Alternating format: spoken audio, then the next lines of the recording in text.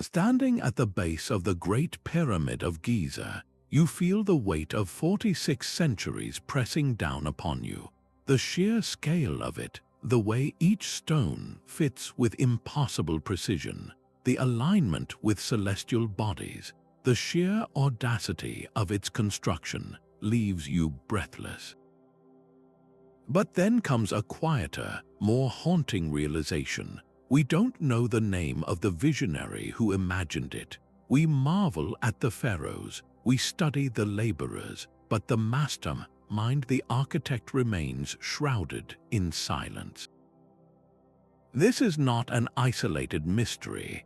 All across the world, from the sun-baked deserts of Egypt to the misty highlands of Peru, some of humanity's most astonishing structures were created by minds whose names history chose not to record.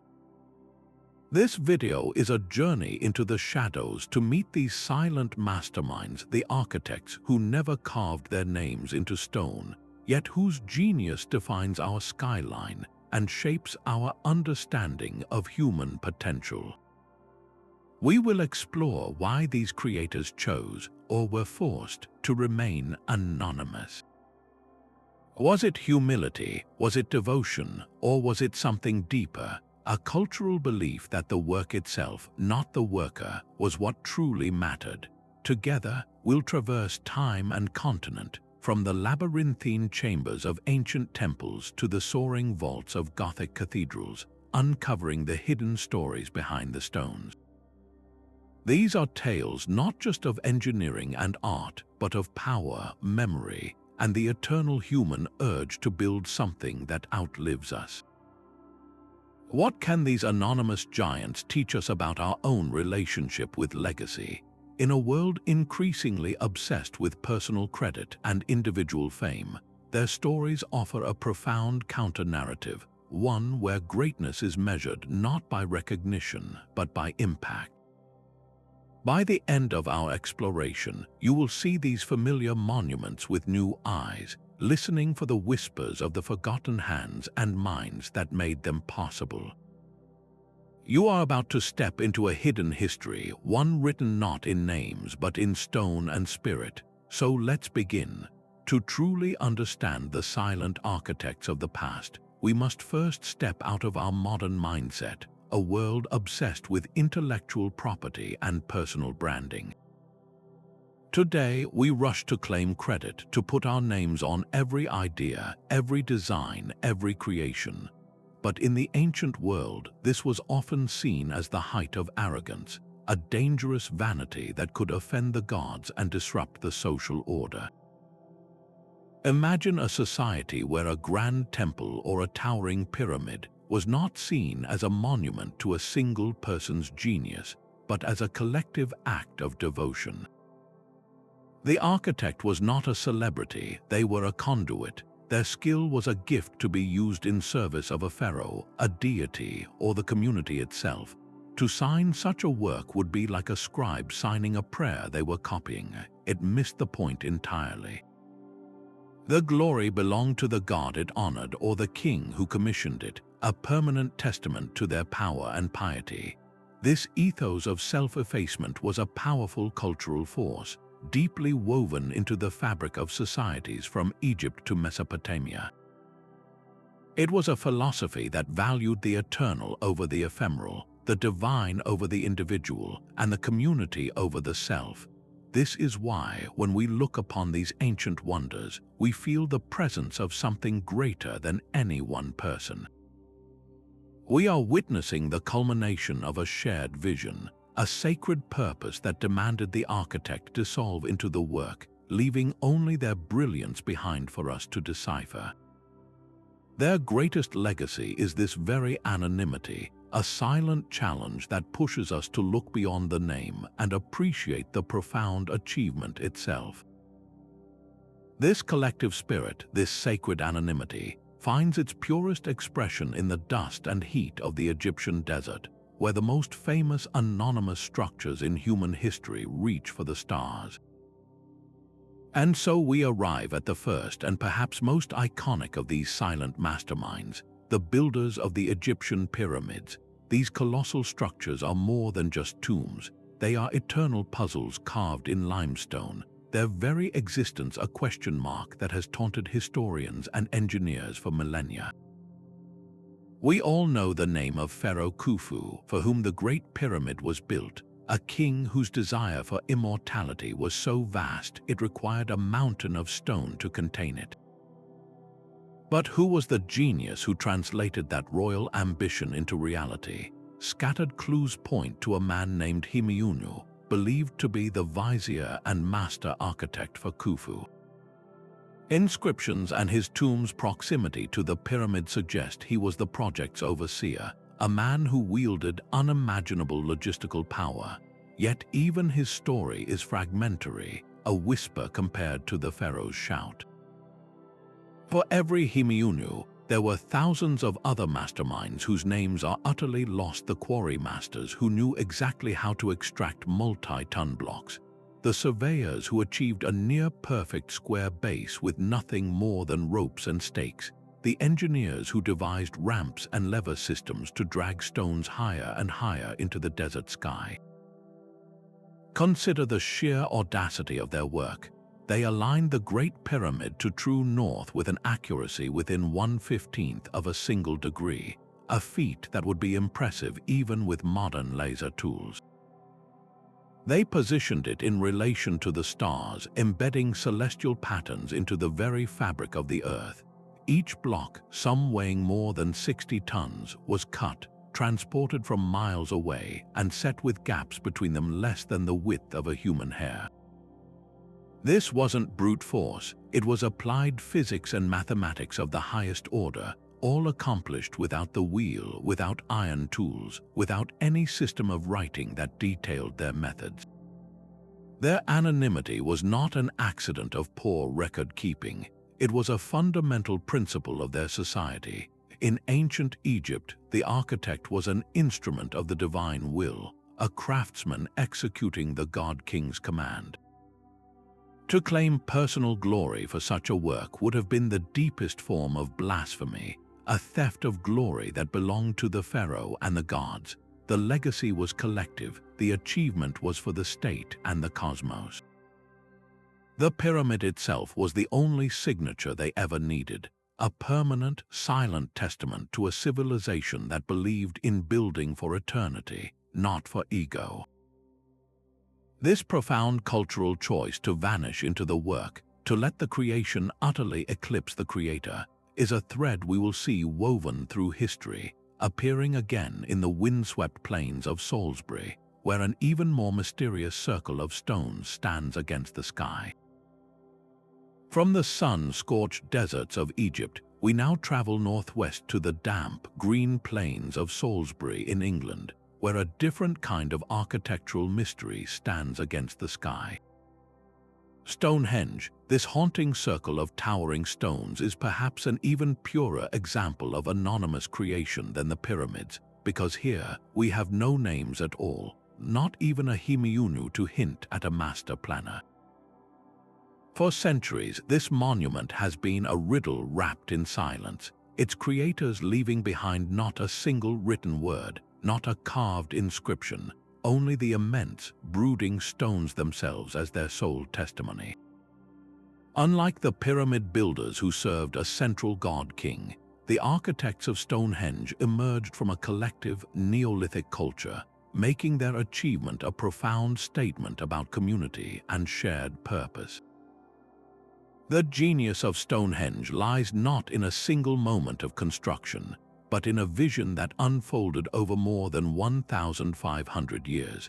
Imagine a project so important to a culture that generation after generation took up the task, each adding to and refining the work of their ancestors. It began as a simple circular earthwork around 5,000 years ago. Centuries later, the first massive sarsen stones, some weighing up to 50 tons, were dragged from quarries 20 miles away. Then came the final, almost impossible phase, the transportation of the smaller, distinctive bluestones, hauled over land and possibly water from the Preseli Hills in Wales, a staggering distance of 150 miles. This was not a random act, this was a deliberate, orchestrated pilgrimage in stone. The logistics are mind-boggling. Without the wheel, without metal tools, without domesticated animals for heavy labor, these communities moved 80 stones, each weighing up to 4 tons across rivers, through forests, and over mountains. The how remains a subject of fierce debate. Did they use sledges, rollers, and rafts? The why, however, is clearer. These blue stones were not chosen for their convenience, but for their significance.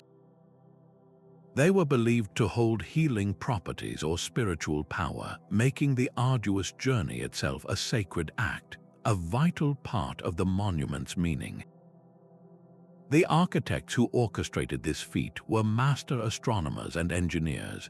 The arrangement of the stones captures the solar and lunar cycles with breathtaking precision. On the summer solstice, the sun rises directly over the heel stone and casts its light into the heart of the circle. This was a celestial calendar, a Stone Age computer for predicting seasons, eclipses, and marking sacred times. To achieve this, the builders had to understand complex geometry, level the entire site despite its sloping terrain, and craft sophisticated joints, tongues, and grooves, ball and socket, that locked the lintels securely atop the uprights, techniques that wouldn't be seen again until the finest Greek masonry millennia later. Yet, the individuals who possessed this knowledge are anonymous because, in their world, they did not see themselves as individual auteurs. They were part of a continuum. The project was the identity, the tribe, the community, the shared belief system was the author. Personal recognition was not just unimportant, it may have been an alien concept. The monument itself was the only identity that mattered, a permanent gathering place for rituals, burials, and celestial observations that defined their entire world.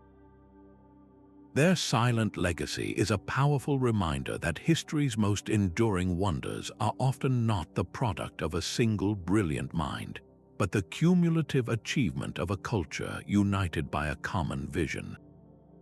This ethos of collective brilliance, where the community overshadows the individual, would find a new and stunning expression in the sun-drenched world of classical Greece. Leaving the misty enigma of Stonehenge behind, we now step into the clear, brilliant light of the Aegean, where a new standard of architectural beauty was being born. The ancient Greeks gifted the world with a vision of perfection carved in marble, a style so influential that its columns and pediments still define grandeur in our courthouses and capitals today. We gaze upon the Parthenon standing proudly on the Athenian Acropolis, and we see harmony, balance, and an ideal of beauty that feels almost divine. It is the very symbol of classical achievement, and yet, for a culture that so valued poetry, drama, and history, a culture that named its artists and celebrated its philosophers, the identities of the master builders behind these iconic structures are surprisingly shadowy. We do have a few names, precious fragments preserved by later historians like Plutarch. Ictinos and Callicrates are most often credited as the co-architects of the Parthenon, and the sculptor Phidias is famed for overseeing its magnificent decorative program. But these names are the exception, the brief flashes of lightning that illuminate a dark sky for a moment, only to make us more aware of the profound darkness around them. For every Ictinos, there were countless other architectones, a word that literally means chief craftsman, whose contributions were vital but whose names are utterly lost to history. These were the men who solved the on-site engineering challenges, the master stonemasons who interpreted the plans, and the artisans who executed the intricate carvings. Their collective anonymity points to a cultural mindset vastly different from our own. The genius of these Greek architects was not just in their grand vision, but in their manipulation of perception itself. They understood that mathematical perfection could sometimes look imperfect to the human eye. To combat this, they engineered a series of breathtakingly subtle optical illusions known as intosses. Look closely at the Parthenon's columns. They are not straight. They swell almost imperceptibly in the middle, preventing them from appearing to bend inward under the weight of the massive roof. The entire platform of the temple curves upward slightly at the center, and the columns themselves lean inward at a precise angle. If you were to extend these lines into the sky, they would eventually meet over a mile high.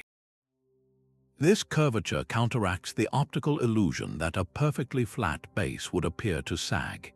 Every single element was calculated using sacred mathematical ratios, like the golden ratio, to create a building that didn't just have proportions but was a proportion, a living piece of geometry designed to please the eye and the mind in equal measure. So why did these geniuses capable of such refined artistry so often remain unnamed? The answer lies in the Greek concept of the polis, the city-state. Your primary identity was as an Athenian, a Spartan, or a Corinthian. The glory of the building was meant to reflect the glory of the city and its patron deity, in this case the goddess Athena. The architect was a servant of this civic and religious project. While a playwright like Sophocles could achieve individual fame, an architect's work was seen as a collaborative public service.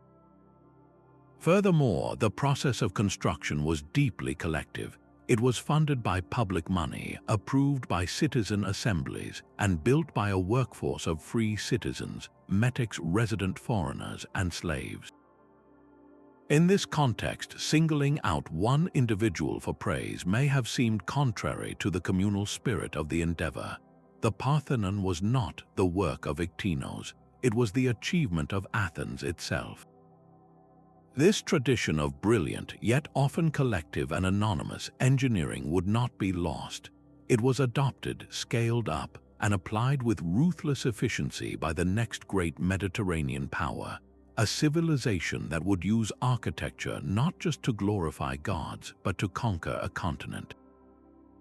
While the Greeks sought perfection in form and philosophy, their successors, the Romans, pursued a different kind of grandeur, one of sheer, unstoppable utility. The Roman Empire was a vast, interconnected machine, and its most vital lifeline was not a road or a legion, but something far more fundamental: fresh, clean water.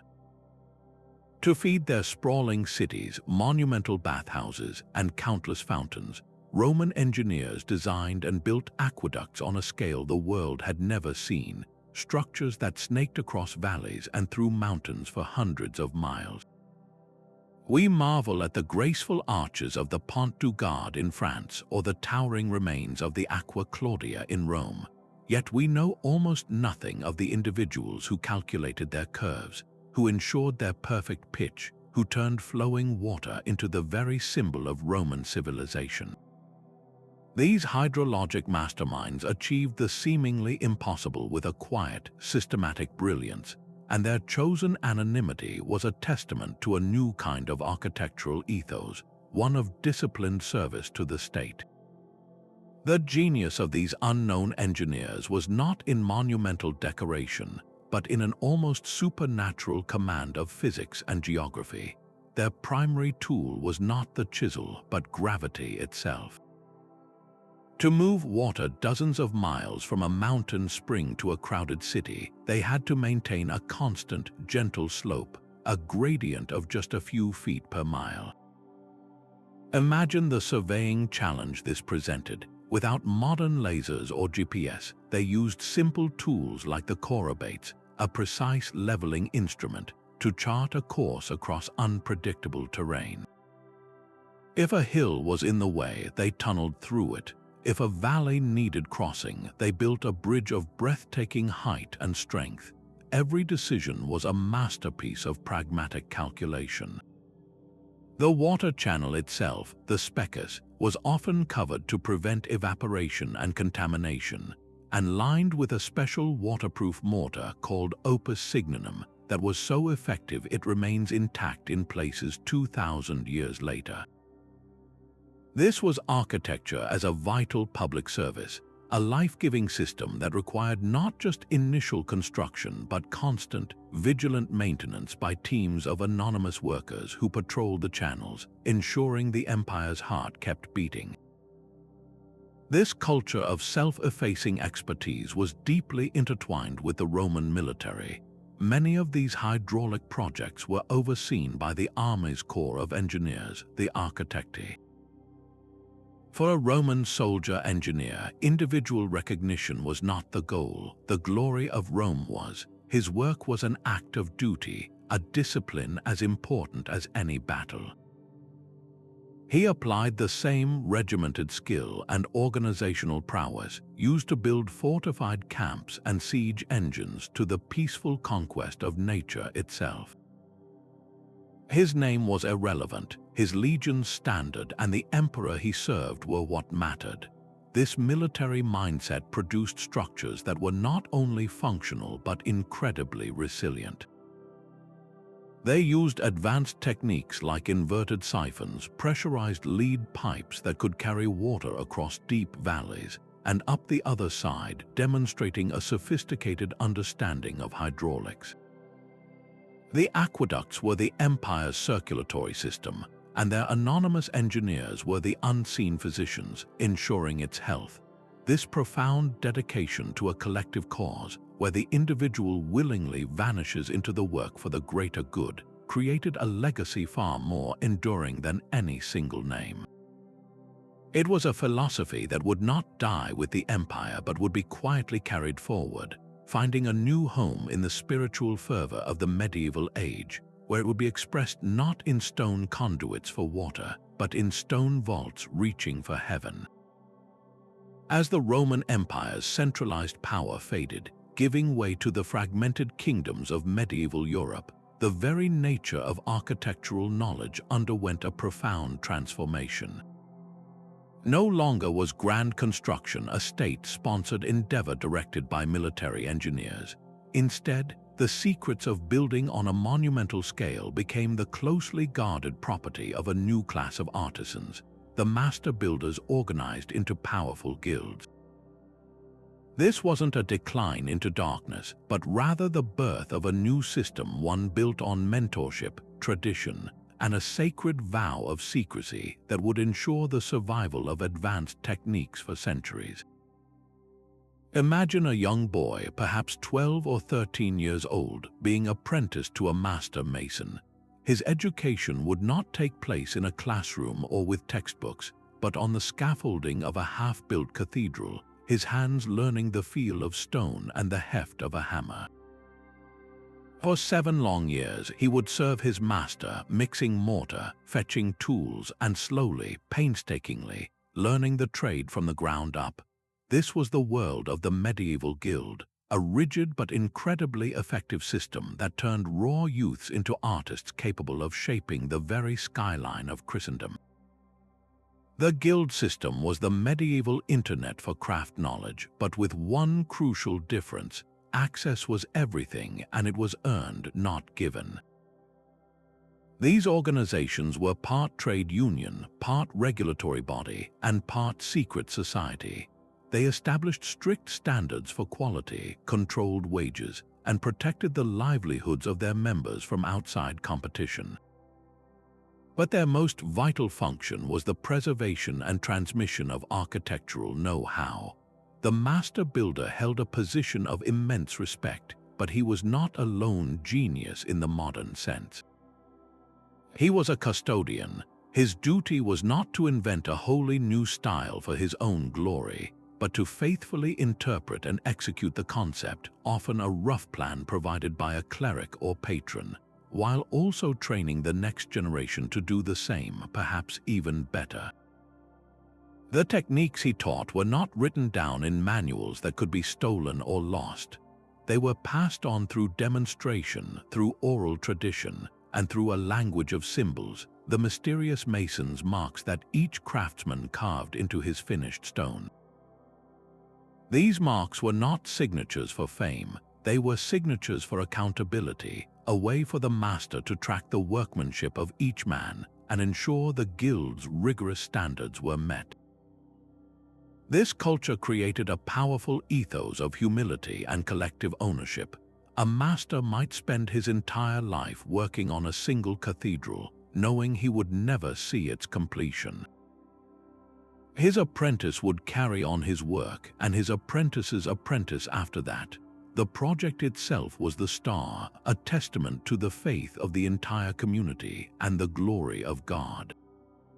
The architect or master mason saw himself as a humble instrument of a divine plan. Inscriptions from the time often refer to God as the architectus universi, the architect of the universe. The human builder was merely following a heavenly blueprint. This theological framework made the pursuit of personal fame not just prideful, but a form of sacrilege. Why would you seek to carve your name into a stone buttress when your ultimate goal was to help build a house for God? The true reward was in the quality of the work, in the knowledge that you had contributed something beautiful and lasting to your community and to your faith. This self-effacing philosophy resulted in structures that were not the product of a single visionary mind, but the embodied wisdom of centuries, a living library of techniques refined by countless anonymous hands. And it was within this unique ecosystem of faith, secrecy, and skill that the most breathtaking architectural style of the Middle Ages was born. The Gothic, a movement that would see stone seemingly defy gravity itself, all under the guidance of masters whose names we may never know. Emerging from the disciplined, state-serving ethos of Roman engineering, we now enter an age where architecture became a form of prayer. If the Roman aqueduct was a marvel of earthly logic, the Gothic cathedral was a leap of celestial faith. These structures seemed to defy the very laws of physics, their stone skeletons reaching impossible heights, their walls dissolved into cascades of colored light.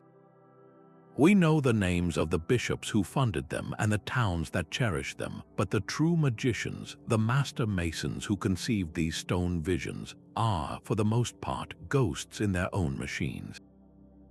They worked in a world still governed by the guilds, but now driven by a new, explosive wave of spiritual fervor that demanded buildings which could lift the human soul toward heaven.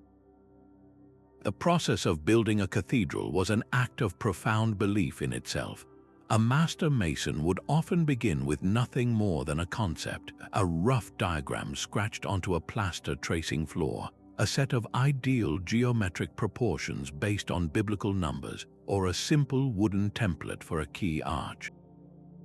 There was no comprehensive set of blueprints as we understand them today. Instead, the design lived and evolved in the master's mind and in the collective knowledge of his workshop.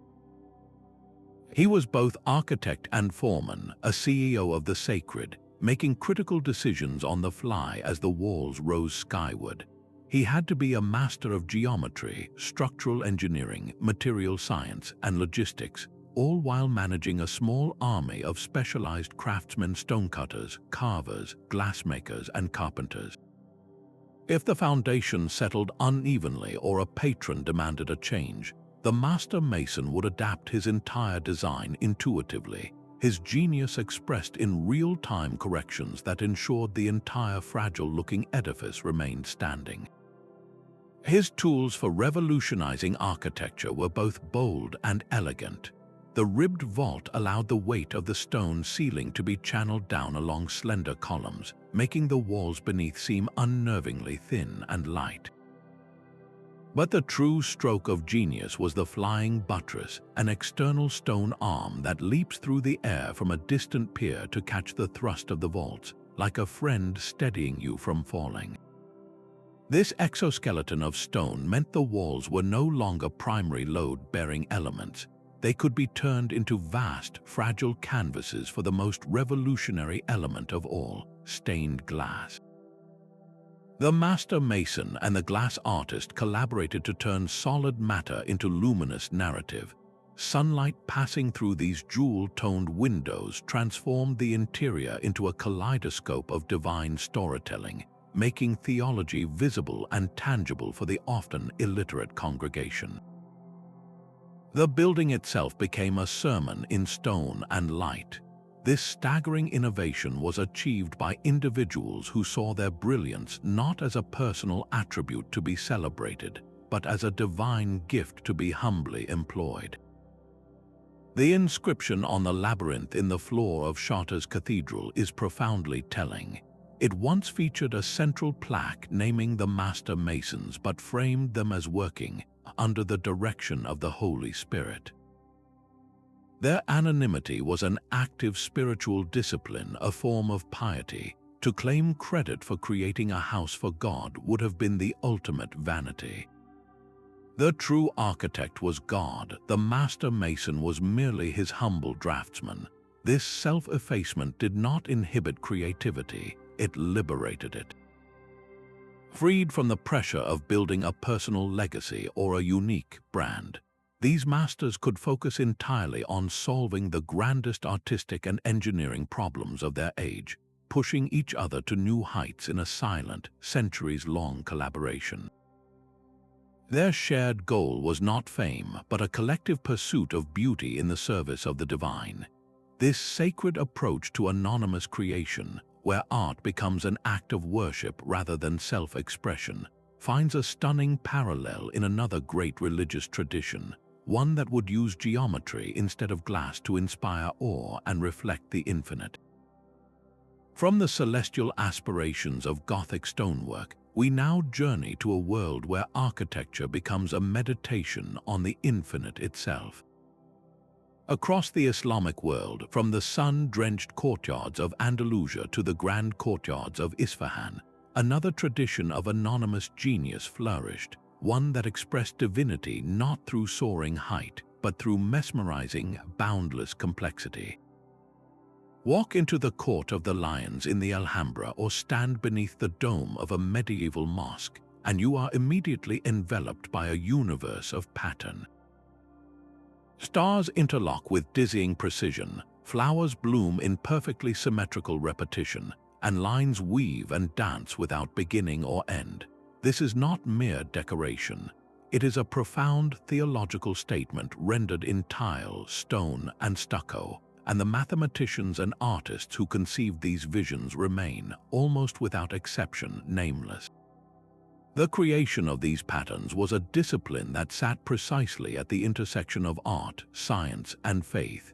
The anonymous master did not simply draw a pretty design, he solved a complex mathematical puzzle. Using only a compass and a straightedge, he would construct a foundational grid, often based on a circle divided into equal parts 4, 5, 6, or 8, which would then generate a seemingly infinite array of polygons, stars, and interlacing ribbons. This process was a form of applied geometry so advanced that modern mathematicians now recognize these patterns as early explorations of concepts like tessellation and quasi-crystalline structures, which were only formally described in the West in the 20th century. These were the algorithms of the medieval world, a code for creating beauty that was passed down through workshops and guilds. The master's genius lay in his ability to manipulate these rigid mathematical rules to create something that felt both perfectly ordered and vibrantly alive, a frozen representation of the cosmos's underlying harmony. This drive toward anonymity was deeply rooted in Islamic theology and philosophy. A central tenet known as aniconism discourages the depiction of sentient beings, particularly in a religious context, to prevent any possibility of idolatry, worshipping the creation instead of the creator. This theological constraint was not a limitation for these artists, it was a liberation.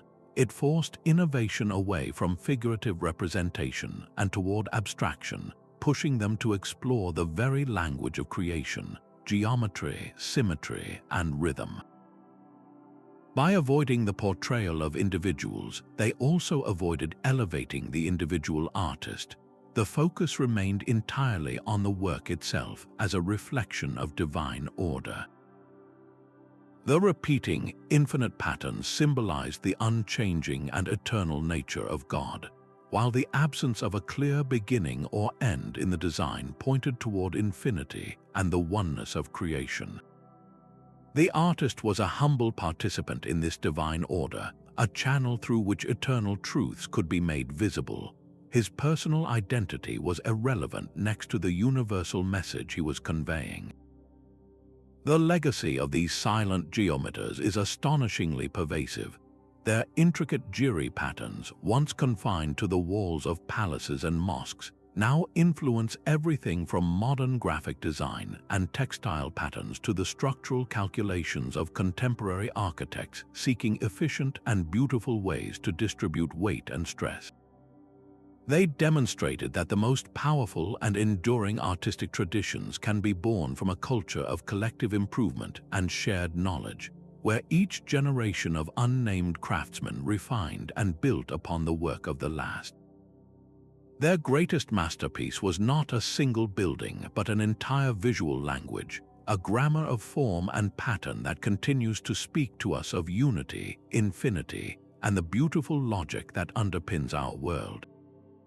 This profound respect for the anonymous contribution, for the idea that the work itself is more important than the worker, finds a powerful and parallel expression in the ancient building philosophies of the East, where structures were designed not to dominate the landscape, but to harmonize with it. From the intricate geometric tapestries of Islamic architecture, we now cross continents and philosophies to the serene landscapes of ancient China, where a different kind of silent genius reached for the heavens. The Chinese pagoda stands as one of the most graceful and spiritually potent forms in architectural history, its multiple tiers of sweeping eaves curving skyward like the petals of a stone and wood lotus flower. While we can often identify the emperors or monks who commissioned these beautiful structures, the master carpenters and masons who actually conceived and built them are almost universally unknown. Their anonymity was not an oversight. It was the ultimate expression of a cultural worldview where the individual ego dissolved into the harmony of the natural world, the family unit, and the cosmic order. The design of a pagoda was far more than an engineering challenge. It was a physical prayer, a careful act of alignment with the fundamental principles of the universe. The unknown architects were not just builders, they were philosophers well versed in Taoism, Feng Shui, and Confucianism. Their primary goal was to create a structure that existed in perfect balance with its surroundings, a concept known as Feng Shui, which literally translates to wind and water. They would carefully select a site based on the flow of energy, or Kai, often positioning a pagoda on a mountain slope to harness protective energy or near water to attract prosperity. The number of tiers was never arbitrary, almost always an odd, young number like 5, 7, or 9, representing the ascending steps toward enlightenment or the celestial realms. The pagoda was a cosmic axis, a ladder connecting the earth to the heavens, and every detail, from its orientation to its proportions, was a deliberate part of this sacred dialogue. This philosophical depth was matched by a staggering level of technical ingenuity, particularly in their use of wood. In a land plagued by earthquakes, these anonymous masters developed a timber structural system of breathtaking sophistication that allowed their pagodas to dance with the tremors rather than resist them. The most brilliant innovation was dugong, a complex system of interlocking wooden brackets that fit together like a three-dimensional puzzle without a single nail or drop of glue. These brackets acted as shock absorbers, distributing weight and energy flexibly throughout the frame. During a quake, the entire structure would sway and settle, its joints groaning but holding fast, while a rigid stone tower might simply collapse. The Yingxian wooden pagoda, built in 1056 and standing over 200 feet tall, is the oldest and tallest of its kind in the world. It has survived dozens of major earthquakes over nearly 1,000 years, a silent testament to the anonymous engineering genius who understood that true strength lies not in rigid resistance, but in graceful, intelligent flexibility. This profound humility, this willingness to vanish into the work, was the cultural bedrock of their anonymity. In the Confucian social order that dominated ancient China, the family and the state were the primary units of identity, not the individual. A craftsman's skill was a gift passed down through generations, a family tradition to be honored and preserved. To sign a work would have been seen as boastful, a disruptive act of pride that placed personal glory above the contributions of one's ancestors and the needs of the community. The glory belonged to the patron who funded the project or the dynasty it represented. The architect was a vital link in a long, unbroken chain, a humble servant ensuring the continuity of cultural and spiritual values far greater than himself. The result of this collective, self-effacing philosophy are structures that feel utterly organic, as if they grew naturally from the landscape rather than being imposed upon it. They are timeless not just in their durability, but in their spirit-perfect embodiments of a culture that sought harmony above all else. This same pursuit of harmony with the cosmos, though expressed in a vastly different visual language, was also being undertaken by brilliant minds in another part of the world, where architects were building their own mountains to touch the sky. Leaving behind the harmonious wooden pagodas of China, we now venture into the lush rainforests and highland plains of the Americas, where an entirely different architectural tradition reached for the heavens. Here, the Maya, the Aztecs, and the enigmatic people of Teotihuacan built their own mountains of stone pyramids that served not as tombs for pharaohs, but as sacred stages for the drama of human life and cosmic order. The Pyramid of the Sun at Teotihuacan and El Castillo at Chichen Itza are monuments of breathtaking precision and power, yet the minds that conceived their perfect alignments and engineered their grand stairways remain utterly silent, their names erased by time and conquest. These were not just builders, they were master astronomers, acoustic engineers, and urban planners on a scale that rivals any ancient civilization. Consider the sheer audacity of Teotihuacan, the magnificent city of the gods, located in a valley north of modern-day Mexico City. This was not a haphazard collection of temples. It was a meticulously planned metropolis, one of the largest in the ancient world at its zenith, housing over 100,000 people. Its entire layout was a grand celestial map, a reflection of the cosmos made manifest on Earth. The central artery, now called the Avenue of the Dead, was deliberately aligned with the setting of the Pleiades star cluster on a specific day of the year. The Pyramid of the Sun itself, a colossal structure of nearly 3 million tons of volcanic stone and adobe brick, was positioned so that its western facade directly faced the point of the sun's setting on the day it passed directly overhead. This was a city designed to choreograph the movement of its inhabitants with the rhythms of the universe, turning every procession and ritual into an act of cosmic participation. This astronomical genius finds perhaps its most famous expression at Chichen Itza, in the iconic step pyramid known as El Castillo. The structure is a masterpiece of layered meaning and precise calculation. Its 4 stairways each have 91 steps. When you add the single shared step at the top platform, you get 365, one for each day of the solar year. But the true magic happens during the spring and autumn equinoxes. As the sun sets, the angle of light casts a series of triangular shadows along the northern stairway, slithering down the balustrade to connect with a massive stone serpent head at the base. For a few breathtaking minutes, the pyramid becomes a colossal diamond-backed serpent, a manifestation of the feathered serpent god Kukulkan descending to Earth.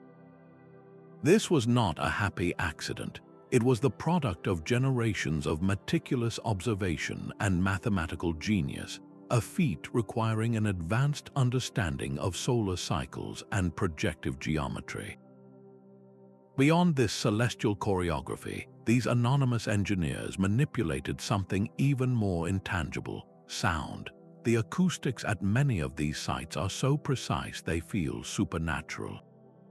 A single clap at the base of El Castillo's stairway produces a perfect chirping echo, a sound eerily reminiscent of the sacred Quetzal bird. At the Great Ball Court, a whisper uttered at one end of the 545-foot-long arena can be clearly heard at the other, a phenomenon of sound wave propagation that modern architects would struggle to replicate without advanced technology. These sonic effects were almost certainly intentional, designed to amplify the awe and mystery of the ceremonies performed there, making the very air vibrate with divine presence. So why are the creators of these multisensory marvels completely unknown to us? The answer lies in a worldview that was fundamentally different from our own. In many Mesoamerican cultures, the act of building was not an expression of individual ego but a communal, sacred duty. The architect or master planner was not seen as an independent artist but as a conduit for cosmic forces, a translator of divine will into stone and space. Their identity was subsumed by the collective identity of the city or the ruling lineage. Furthermore, the Spanish conquest in the 16th century was catastrophically effective in its cultural destruction. Countless codices, the bark paper books that held the history, knowledge, and perhaps even the names of these great builders, were systematically burned by missionaries, viewing them as pagan works. This double layer of cultural anonymity, first by design and then by violent erasure, has left us with a legacy of silent, staggering genius. Their work stands as a profound challenge to our modern obsession with naming and claiming, forcing us to consider that the greatest architectural achievements in history might belong not to a person, but to a people and their profound connection to the cosmos. This collective spirit, where the architect vanishes into the work, would soon face a powerful challenger from across the ocean, as a new era dawned in Europe that would forever change how we see the creator of a building. For centuries, the master builder had been a humble servant to God, to the king, to the community. But then, a seismic shift in human consciousness began in the sun-drenched cities of Italy, a rebirth of ideas that would fundamentally change the architect's place in society. This was the Renaissance, a period that rediscovered the glory of classical antiquity and, in doing so, ignited a new fascination with the individual human potential. The world of architecture was about to meet its first rock stars. We know their names like legends: Filippo Brunelleschi, who defied physics to crown the Florence Cathedral with its magnificent dome without any centering; Leon Battista Alberti, the intellectual who penned the first major architectural treatise of the era and declared the architect a universal genius; and of course Michelangelo, the titan whose divine talent spilled over from sculpture and painting to redesign the very heart of the Vatican. For the first time, the architect was not just a skilled craftsman. He was an artister, a visionary genius whose personal brilliance was worth celebrating and, crucially, worth paying for. This dramatic shift from collective anonymity to individual celebrity was fueled by two powerful cultural engines: humanism and patronage. Humanism, with its focus on human achievements and classical learning, placed a premium on individual genius, on the unique mind that could comprehend the universe's mathematical harmony and express it in stone. The architect was now seen as a philosopher, a mathematician, an artist, a Renaissance man in the truest sense. This new status was bankrolled by a new kind of patron. Instead of the anonymous church collective or a distant pharaoh, projects were now commissioned by wealthy, competitive families like the Medici in Florence or popes in Rome. These patrons were not just building for God or the state, they were building for personal glory, for legacy, for the immortalization of their own name.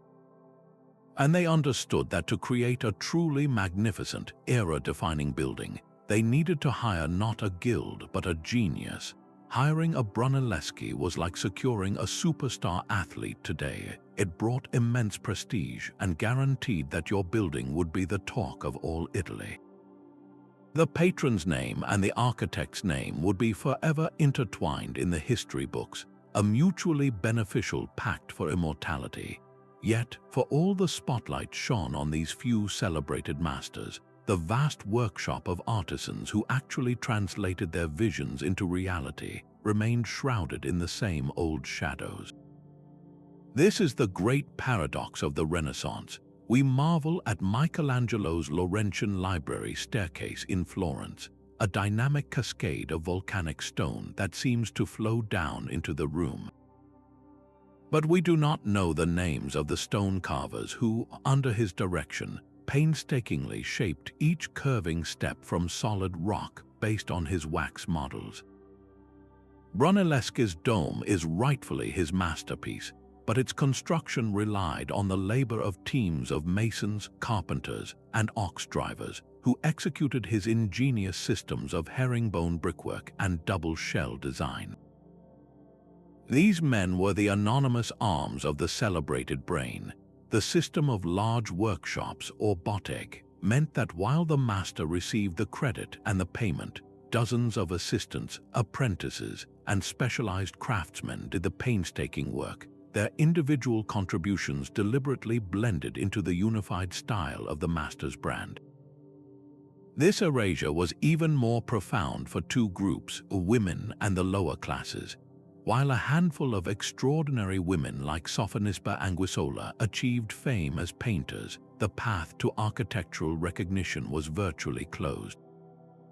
The extensive training in mathematics, geometry, and draftsmanship, combined with the social restrictions placed on women, made it impossible for them to lead public works projects or run large workshops. Any contributions they made, perhaps as the wife or daughter of a master managing the workshop's accounts or client relations, were completely invisible. Similarly, the class divide was stark. A low-born stone carver might possess sublime skill, but without the wealth, connections, and education of a gentleman like Alberti, he could never rise to the status of architetto. He would remain a tagliapietra, a stonecutter, his genius absorbed into the legacy of the man who hired him. The Renaissance, for all its progress, created a new hierarchy of credit, one that celebrated the singular white, male genius at the top, while continuing to obscure the essential, collaborative nature of the work below. This tension between the celebrated author and the silent collaborator, born in the Renaissance, never truly left us. It simply put on new clothes and continued its journey right into the modern era, finding a new home not in the courts of princes, but in the soaring bridges and engines of the Industrial Revolution. Yet even as the cult of the celebrity architect took hold in the sunlit piazzas of Italy, a far more powerful and anonymous revolution was beginning to stir in the soot-choked valleys of Britain. The Renaissance celebrated the individual mind, but the Industrial Revolution would be built by a new kind of collective, corporate genius. This era gave birth to structures of a scale and material never before seen, vast bridges of cast iron and, later, wrought steel that leaped across chasms and rivers, stitching together nations and fueling an unprecedented economic transformation. We know the names of the pioneering companies, the Coalbrookdale Company, the Butterley Company, and we marvel at the iconic structures they left behind, like the world's first iron bridge, gracefully arcing over the River Severn. But the individual engineers, the draftsmen, the foremen who actually performed the calculations and solved the countless on-site crises, their names have largely evaporated from history, not out of spiritual humility or cultural tradition, but swallowed whole by the emerging power of the corporate entity. The genius of these unsung engineers was one of terrifyingly high-stakes pragmatism. They were pioneers working at the very edge of material science, using substances whose full properties were not yet fully understood. Every bridge was a life or death experiment. Consider the challenge they faced at Iron Bridge in Shropshire, completed in 1781. They were building with cast iron, a material known for its strength in compression but brittle and unpredictable under tension or twisting forces. There were no textbooks, no finite element analysis software, no safety factors calculated by computer. The chief engineer, whose name we believe was Thomas Farnall's Pritchard, but whose precise role is hotly debated, and his team had to rely on intuition, experience, and crude physical models.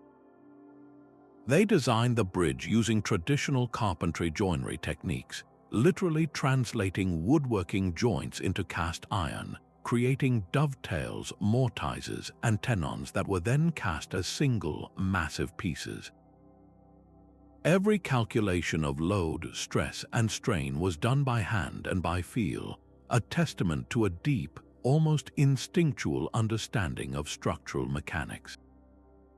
When those pieces were assembled on site, it was a puzzle of monumental proportions, fitted together without the modern machinery we take for granted. The success of that first, daring leap into the Iron Age wasn't the product of a single brilliant mind, but of a collective of problem solvers whose individual contributions are now impossible to untangle. This shift toward corporate anonymity marked a profound change in how architectural credit was assigned. The great projects of the Industrial Revolution were not commissioned by a Medici prince for his personal glory. They were funded by joint stock companies, railway consortia, and industrial partnerships. These entities were focused on profit, efficiency, and shareholder returns. Publicity and brand recognition were vital, so credit was funneled to the company name itself. The Iron Bridge built by the Coalbrookdale Company, a powerful advertisement for their industrial prowess. The engineers were employees, their brilliant work for hire. Their contracts likely stipulated that their designs and innovations were the intellectual property of the firm, not their own.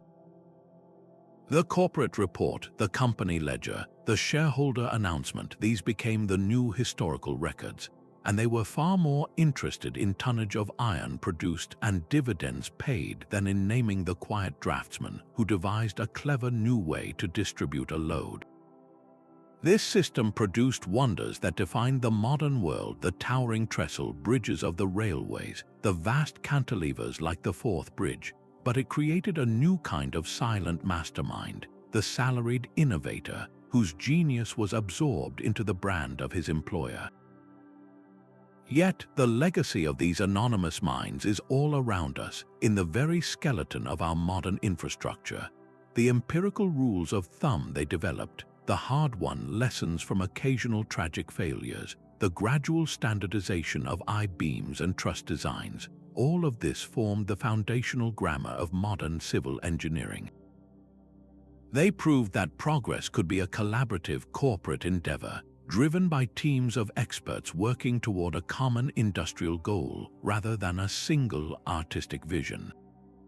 This model of faceless, systematic innovation would become the blueprint for the 20th century's largest projects, from skyscrapers to space programs.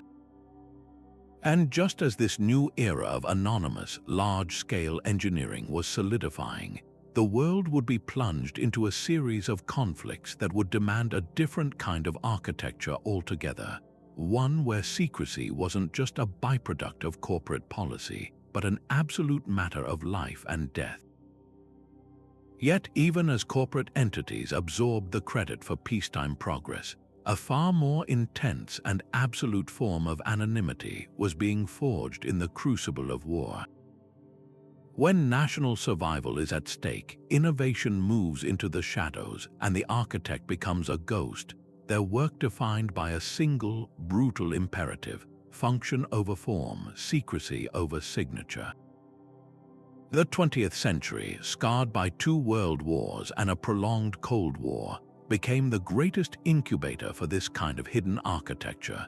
These were not structures built for glory or beauty, but for pure, unadulterated survival bunkers buried deep beneath the earth, fortifications disguised as innocent landscapes, and labyrinthine tunnels hidden from aerial view. The minds who designed these spaces operated under a vow of silence, their genius measured not in aesthetic praise, but in lives saved and secrets kept. Consider the immense challenge faced by the designers of the Maginot Line, France's massive network of underground fortresses built between the world wars. These were not simple holes in the ground, they were subterranean cities. Teams of anonymous military engineers had to create self-sufficient worlds capable of housing thousands of soldiers for months at a time, complete with railways, power plants, hospitals, and mess halls, all buried under layers of reinforced concrete. Their work required a profound understanding of geology to anchor the forts, of ventilation to provide fresh air, and of ballistics to calculate the precise angles and thicknesses needed to withstand a direct hit from a massive artillery shell. Every detail, from the layout of the gun emplacements to the soundproofing of the command centers, was a calculated decision made in the name of defense.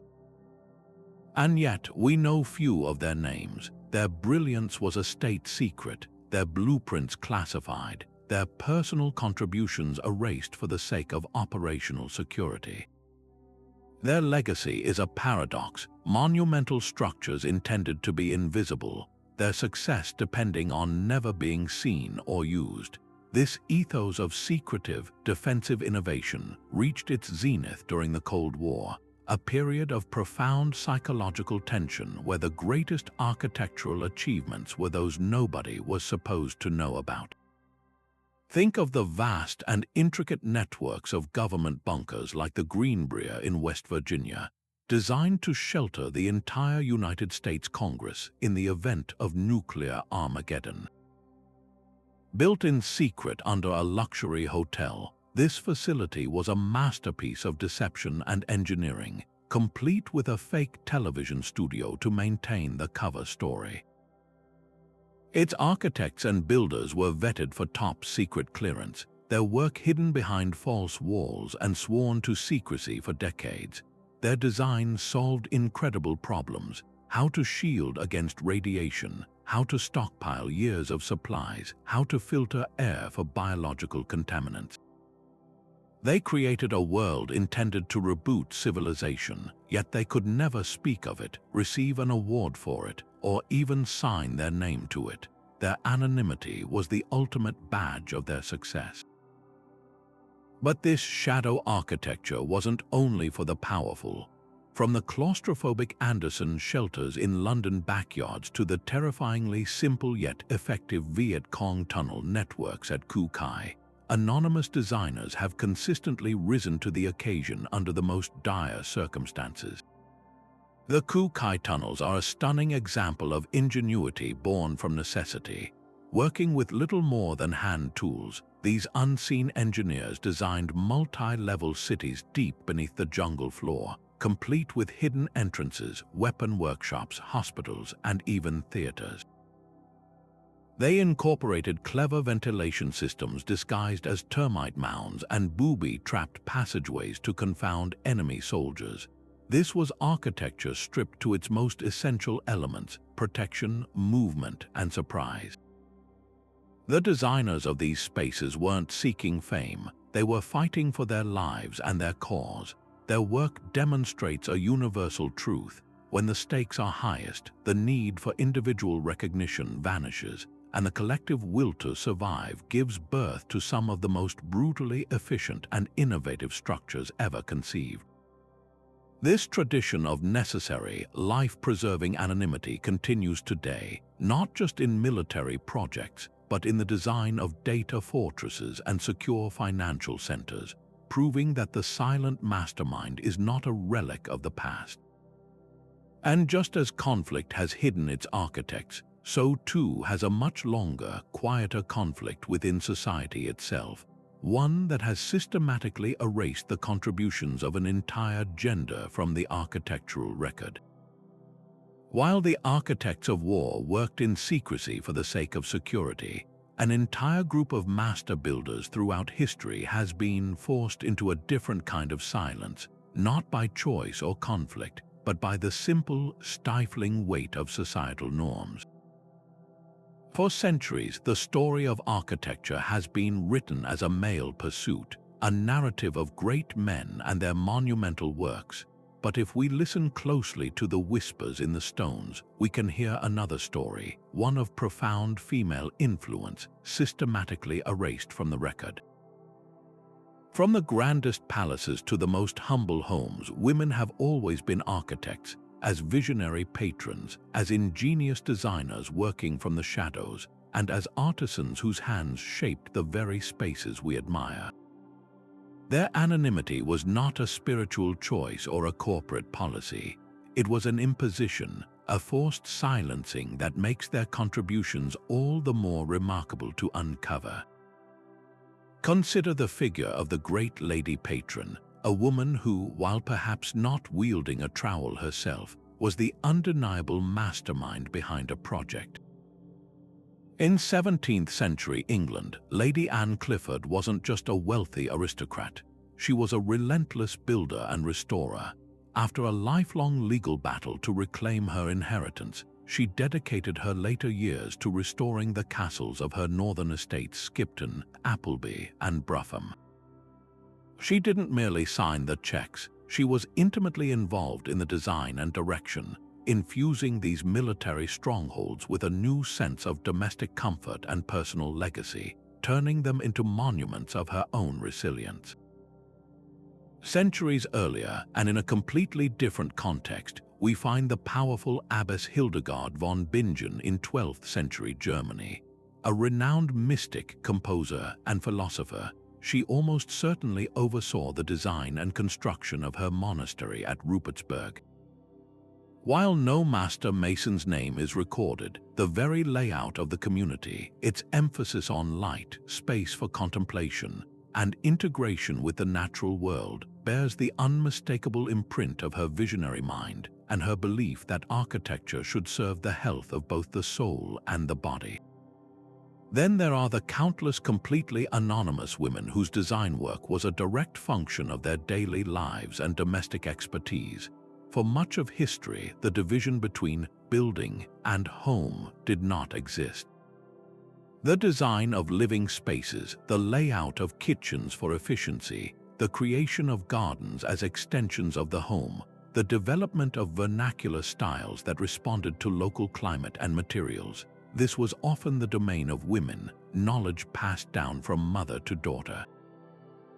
Their genius was in ergonomics and comfort, in creating spaces that nurtured family and community life. This was architecture in its most essential, human-centered form. Furthermore, within the walls of convents across Europe, anonymous nuns often designed their own cloisters, chapels, and living quarters. These were complex architectural projects that required a deep understanding of circulation, light, and communal living, all created within the constraints of strict enclosure and limited budgets.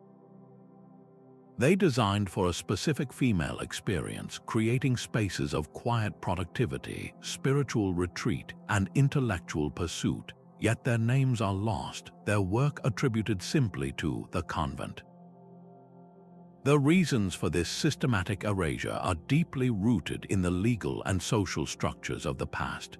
For centuries, women were barred from the formal apprenticeships and guilds that were the only path to becoming a recognized master builder. Their access to education in mathematics and geometry, the foundation of architectural design, was severely limited. Any design work they did was often considered an extension of their domestic duty, not a professional achievement worthy of record. If a woman did manage to contribute significantly to a project, the credit was almost always assigned to a male relative or overseer, her husband, her father, or a hired master mason. Her work was subsumed under his name, becoming his legal and intellectual property. This historical injustice means we must now read architecture against the grain, looking for the fingerprints of female influence in the emphasis on comfort, in the subtle details of domestic planning, and in the few, precious records of patronesses who left their mark not with a signature, but with a lifetime of determined building. Their stories are a crucial correction to the historical record, reminding us that anonymity is not always a voluntary surrender of the ego. Sometimes it is a cloak forcibly thrown over genius. This same pattern of imposed silence, of brilliant minds written out of history, was enacted on a catastrophic scale across the globe through the machinery of colonialism, which systematically dismissed and appropriated the architectural wisdom of entire civilizations. But this systematic silencing of female architects within European society pales in comparison to a far more deliberate and devastating act of erasure that was carried out on a global scale. As European powers expanded their reach across the world, they encountered civilizations with architectural traditions every bit as sophisticated and ingenious as their own. Yet, through a combination of willful ignorance, racist ideology, and outright violence, colonial forces systematically worked to strip these achievements of their creators' identities, dismissing them as primitive accidents or even attributing them to mythical non-indigenous races. This is perhaps one of the most profound and painful layers of architectural anonymity, not a choice, not a cultural practice, but an active, violent erasure. Consider the monumental earthworks of North America, like those at Cahokia near modern-day St. Louis. This was the largest pre-Columbian settlement north of Mexico, a sprawling city centered around enormous earthen pyramids, the largest of which, Monk's Mound, remains one of the largest pyramids by volume on the entire planet. The master planners who laid out this city with its precise celestial alignments, the engineers who understood exactly how to build with packed earth to prevent erosion and collapse over centuries, the artisans who crafted the complex society that lived there, their names are utterly lost to us. For generations, early European settlers and even archaeologists, steeped in a worldview that could not conceive of such savage peoples achieving such grandeur, invented fantastical theories. They suggested these mounds must have been built by a lost race of Vikings, Phoenicians, or even one of the lost tribes of Israel. The very idea that the ancestors of the native people they were displacing could be the architects of such wonders was dismissed out of hand. This wasn't just an oversight, it was an ideological necessity to justify conquest and land theft. By severing the connection between the living indigenous communities and the architectural marvels that surrounded them, colonizers could frame the land as empty, unused, and ripe for the taking. This pattern repeated itself across the globe. In Great Zimbabwe, the magnificent stone ruins of a vast city, with its iconic conical tower and walls constructed without mortar using a complex and precise masonry technique, were for decades attributed by white settlers to everything from the Queen of Sheba to Arabian traders. The notion that the Shona people, whose ancestors actually built it as the heart of a powerful trading empire, could have created such a sophisticated structure was actively suppressed by the Rhodesian government well into the 20th century. Similarly, the breathtaking cliff dwellings and vast multi-story pueblos of the American Southwest, like those at Mesa Verde or Choco Canyon, were often described by early white explorers as the mysterious works of a vanished people, deliberately ignoring the obvious cultural and ancestral connections to the Pueblo nations who still lived in the region and who maintained oral histories. These sites, this narrative of disappearance was a convenient tool, allowing colonial powers to admire the empty ruins while simultaneously marginalizing and oppressing the living descendants of their builders. The genius of these indigenous architects was not in dominating their environment, but in a profound and intimate dialogue with it. They possessed a deep, place-based ecological knowledge that we are only now beginning to fully appreciate. The ancestral pueblones of Choco Canyon engineered a vast regional network of roads and outlying communities, all aligned with astronomical cycles, creating a cultural landscape that responded to the harsh desert environment. The Maasai of East Africa developed the Maniata, a complex of dwellings enclosed by a thornbush fence, a design perfected for communal living, livestock protection, and defense, all using locally available materials in perfect adaptation to the savanna. The longhouses of the Pacific Northwest, built from massive cedar planks, were not just shelters but physical manifestations of social order and lineage, with architectural features that reflected the family's status and history. These structures were sustainable, resilient, and deeply meaningful, the product of millennia of accumulated wisdom passed down through generations. Reclaiming this legacy and challenging the colonial narrative is not just an act of historical correction. It is crucial to understanding architecture as a universal human endeavor. It pushes back against the still prevalent idea that architectural history is a straight line of progress leading from the Greeks and Romans to the European Renaissance and then to modernism. It reveals a far richer, more diverse tapestry of global innovation. By acknowledging the silent masterminds of these indigenous traditions, we expand our very definition of what architecture can be. We see that brilliance is not the monopoly of any one culture or building tradition. It is a human constant, expressed in countless different ways, from the soaring stone vaults of a Gothic cathedral to the elegant thermal regulation of a Berber tent. This act of reclamation is ongoing, led by indigenous scholars and communities who are tirelessly working to reconnect their peoples to their architectural heritage, to speak the names of their ancestors, and to ensure that the next chapter of architectural history is not one of erasure, but of rightful recognition. And as we move fully into the modern era, we will see that the forces of anonymity did not disappear. They simply evolved, taking on new, powerful, and often bureaucratic forms within the very systems that now dominate our world. As we move into the 20th century, the nature of anonymity shifts once again, moving from the spiritual humility of the cathedral builder and the violent erasure of the colonial era into something new, something systemic and almost mechanical. The silent mastermind of the modern age is no longer a single ghost in the machine, but rather a product of the machine itself, the vast, complex bureaucracies of corporate firms and government agencies. This was the century of the mega-project, of structures so immense they demanded not a lone genius, but armies of specialists, the skyscraper that redefined a city's skyline, the dam that tamed an entire river, the highway system that stitched a nation together. We experience these wonders every day, yet we almost never know the names of the people who designed them. Their anonymity isn't born from a desire to honor God or a conqueror's agenda. It is a byproduct of scale, specialization, and a new culture where the brand of the firm or the mission of the state completely eclipses the individual contributor. Consider two of the most defining infrastructure projects in American history: the Hoover Dam and the interstate highway system.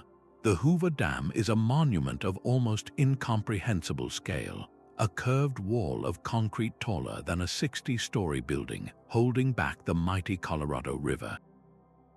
We might know the name of the overseeing government agency, the Bureau of Reclamation, or the 6 companies that formed the construction consortium, 6 Companies, Inc. But what of the individual engineers? The men and women who calculated the immense stresses on the canyon walls, who devised the system of pipes to cool the massive concrete pour to prevent catastrophic cracking, who designed the intricate spillways and power-generating turbines. Their identities are buried deep within government archives, their brilliant work absorbed into the collective achievement. They were cogs in a magnificent bureaucratic machine, hired to solve a specific problem within a vast, interlocking puzzle. Their reward was a paycheck and the professional satisfaction of seeing their calculations hold firm, not public acclaim. The interstate highway system is an even more profound example of distributed, anonymous genius. Envisioned by President Eisenhower and authorized by the Federal Aid Highway Act of 1956, it was the largest public works project in history at the time. But who was its architect? There was no single designer. Instead, it was the product of decades of work by thousands of civil engineers, planners, and draftsmen across all 48 states. They worked for state transportation departments, private engineering firms, and federal agencies, all following a set of common standards and guidelines. One team designed a complex cloverleaf interchange in New Jersey, while another calculated the optimal grade for a mountain pass in Colorado. Their work had to be perfectly compatible, a nationwide network of concrete and asphalt that functioned as a single, coherent system. This anonymity was essential to the project's success. It didn't matter which engineer designed a specific stretch of road. What mattered was that it met the standard, that it connected seamlessly, that it was safe and efficient. The system itself was the star. The designers were its anonymous and utterly essential servants. This shift toward corporate and governmental anonymity fundamentally changed the relationship between the creator and the creation. Within a large architecture or engineering firm, a junior designer might pour their heart and soul into detailing the facade of a famous skyscraper, yet the public credit will forever go to the name of the firm's founding partner stamped on the plaque outside. The culture of these organizations often actively discourages individual celebrity in favor of promoting a unified, brand-driven identity. The creative process becomes a series of meetings, reviews, and collaborative sessions where ideas are proposed, debated, and merged until their original authorship is blurred beyond recognition. This raises fascinating and difficult questions about creativity itself. Can true innovation thrive in such a collaborative, bureaucratic environment? Or does the diffusion of credit ultimately stifle the kind of revolutionary, singular vision that a Brunelleschi or a Eiffel possessed?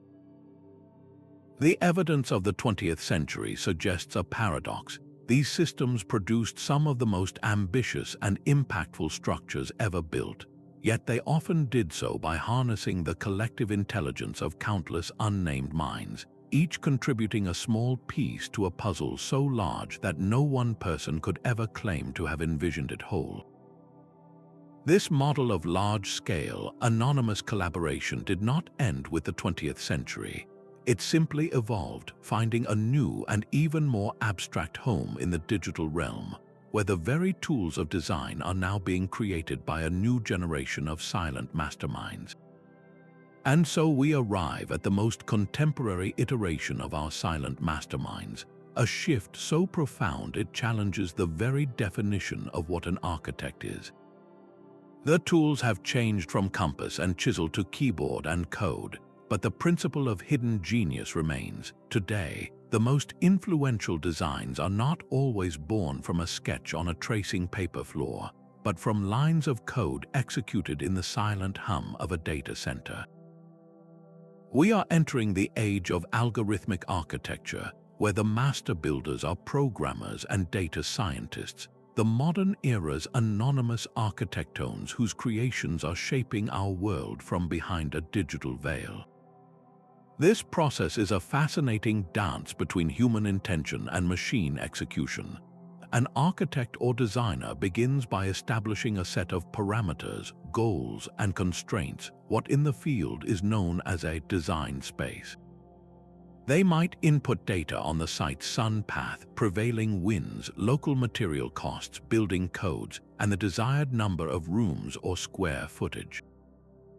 Then, the algorithmic architect, the programmer, crafts the code, the set of rules that will allow the computer to explore every possible permutation within that defined space.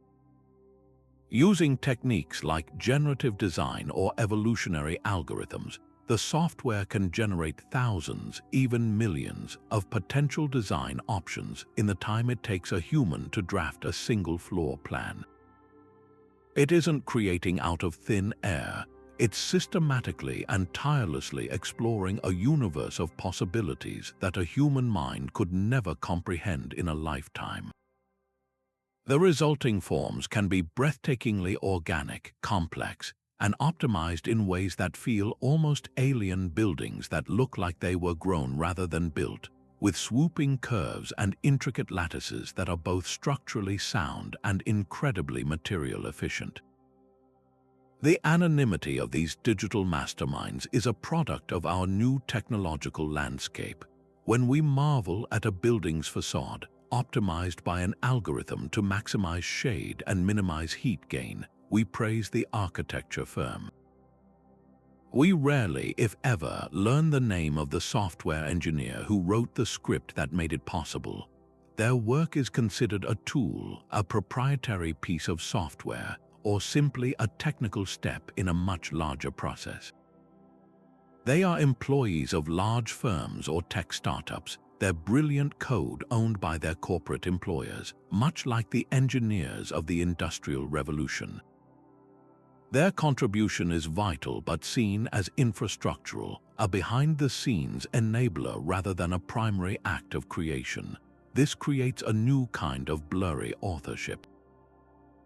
If an algorithm generates a structurally perfect floor plan that a human architect then selects and refines, who is the true author? The person who wrote the rules, the machine that executed them, or the designer who made the final aesthetic and functional choices? This triad of creation makes the traditional idea of a single, celebrated master architect increasingly difficult to sustain. This new paradigm also raises urgent and complex ethical questions that our industry is only beginning to grapple with. If an algorithm is trained on vast datasets of historical architecture, will it simply perpetuate the biases embedded within that data? Could it unconsciously favor designs from a Western canon, overlooking the brilliant vernacular solutions of other cultures? And perhaps most pressingly, where does responsibility lie if an algorithmically designed structure fails? Can we hold lines of code accountable, or the programmer who wrote them, or the architect who approved the final output without fully understanding the complex calculations that produced it? This digital anonymity isn't just about credit. It's about accountability in a world where the decision-making process is becoming a black box, even to the people using the tools. The silent masterminds of the digital age wield immense power, shaping our environment through logic and data, yet their work operates in a legal and ethical gray area, challenging us to redefine not just who builds our world, but who is ultimately responsible for it. This tension between human creativity and machine intelligence is pushing some contemporary architects to make a radical and deliberate choice, one that echoes the ancient builders in a surprising way, a voluntary return to anonymity. Yet, even as our world becomes more digitally connected and obsessed with personal branding, a fascinating counter-movement is gathering strength within the architectural community. In direct opposition to the starchitic system that dominates glossy magazines and city skylines, a growing number of contemporary designers and collectives are making a conscious, radical choice to step back into the shadows. They are rejecting the cult of celebrity to embrace a new kind of anonymity, arguing that the relentless focus on the individual creator is not just outdated, but actively harmful to the true purpose of architecture. This isn't about hiding from failure. It's a powerful philosophical and ethical stance, a deliberate return to the ancient idea that the work itself and the community it serves should always be more important than the name attached to it. Take the Los Angeles-based firm, aptly named Anonymous Architects. They operate on a principle that would seem alien to many of their peers. They simply refuse to enter awards programs. They often decline to have their projects published, and they steer all media attention away from their individual identities and toward the work itself. For them, this is a strategic choice to preserve the integrity of the design process. Without the pressure to create a signature style or a headline-grabbing form, they are free to listen more deeply to their clients and the specific needs of a site. Each project becomes a unique solution rather than an exercise in brand reinforcement. This allows them to move seamlessly between designing a discreet, context-sensitive family home one day and a large-scale community center the next, because their ego is no longer the driving force behind the drafting table. Their anonymity becomes a tool for greater creativity and flexibility, not a limitation. This philosophy finds a powerful ally in the global movement toward community-centered and social justice architecture. Groups like the Social Design Collaborative in India or the pioneering work of architects like Yasmin Lowry in Pakistan, who now dedicates her skills to designing zero-carbon, self-built shelters for climate refugees, embody this ethos. Their primary goal is not acclaim but impact. They work directly with communities, often using participatory design methods where the future residents have a direct hand in shaping their own environment. In these projects, the architect acts more as a facilitator and a technical guide, leveraging their expertise to empower others rather than to impose a personal vision. The resulting structures, whether it's a school built from local bamboo or a flood-resistant housing prototype, are celebrated as community achievements. The architect's name is irrelevant. The success of the project is measured in its social utility, its sustainability, and its ability to improve lives. This approach directly challenges the top-down, authorial model of traditional practice, suggesting that the most ethical architecture is often the most collaborative and, by extension, the most anonymous.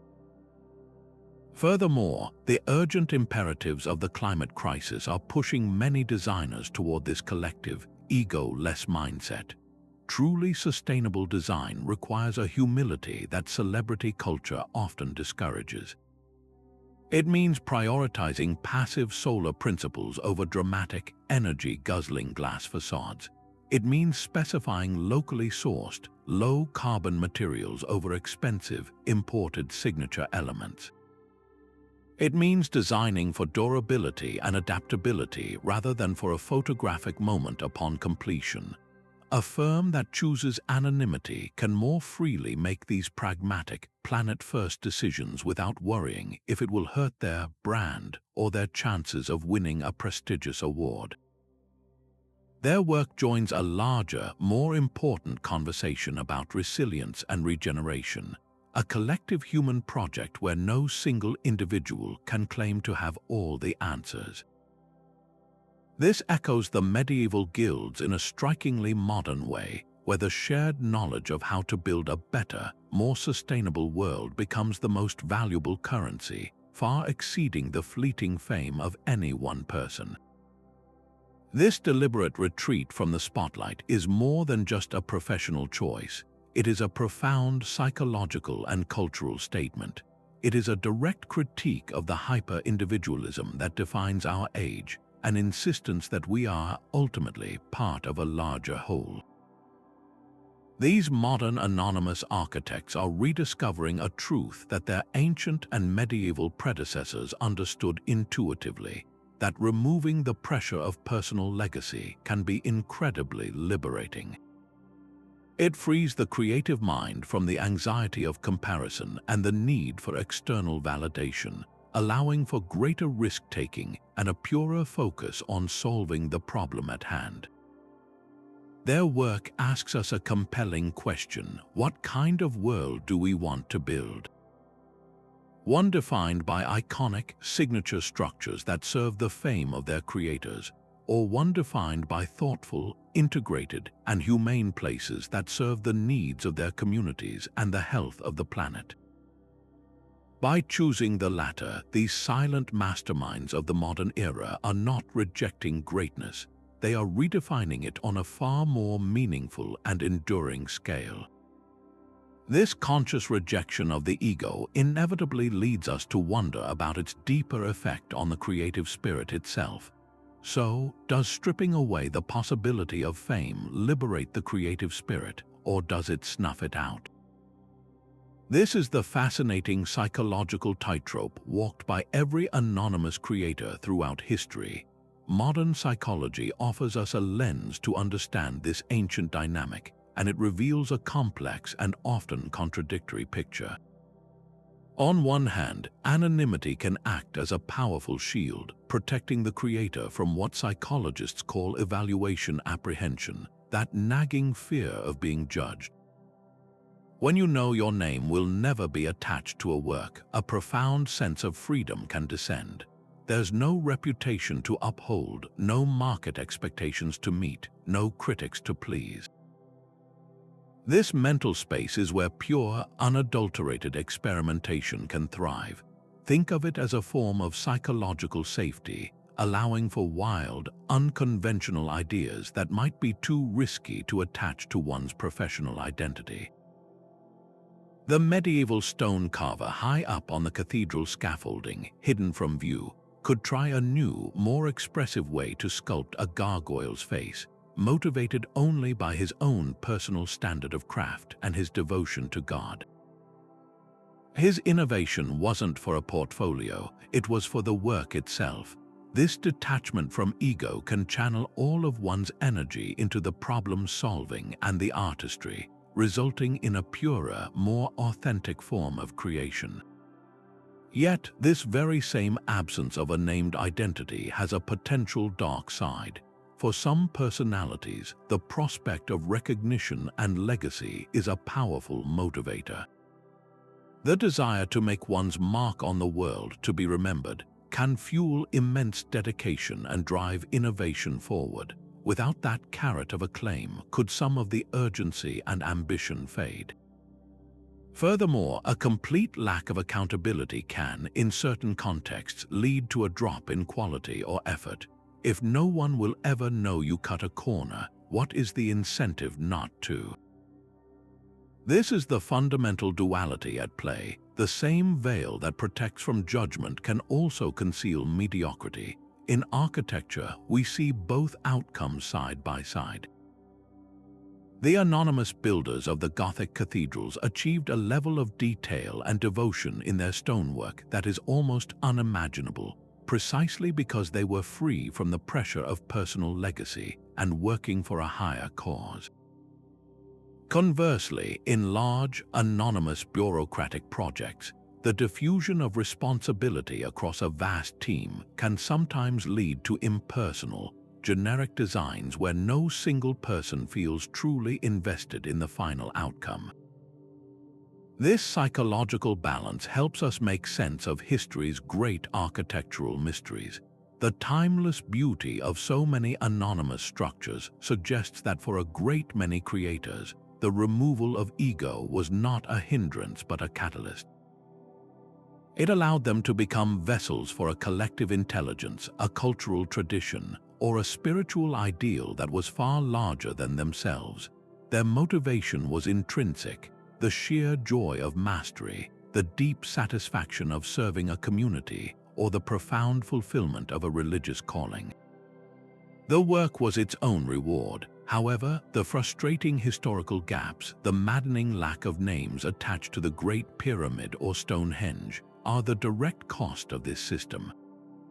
We are left with magnificent artifacts but severed from the human stories of their creation. We can admire the what, but we are forever guessing at the who and the why behind their individual choices.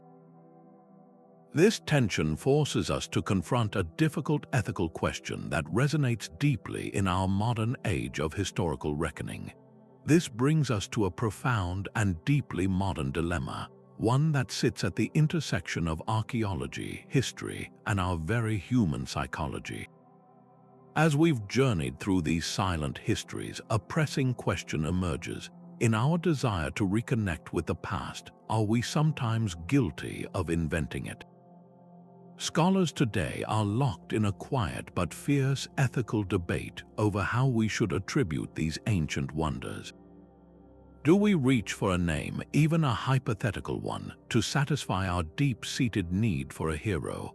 Or do we resist that impulse and force ourselves to sit with the uncomfortable, yet perhaps more truthful, reality of collective, anonymous creation? This isn't just an academic exercise, it has real consequences for how we understand and preserve these sites. Let's take the Parthenon, a building we've already touched upon. For a long time, the magnificent sculptural program on its pediments and frieze was attributed almost solely to the artist Phidias, based on descriptions from the ancient historian Plutarch. This attribution makes for a compelling story, a single artistic genius overseeing the entire aesthetic vision of Athens's crowning glory, but the evidence for this is actually quite thin. It's far more likely that Phidias was the master sculptor in charge of a large workshop, a maestro conducting an orchestra of incredibly talented but unnamed artisans. By insisting on the Phidias myth, we risk a great oversimplification. We flatten a complex, collaborative process into a single name, effectively erasing the contributions of dozens of other master hands who carved the marble.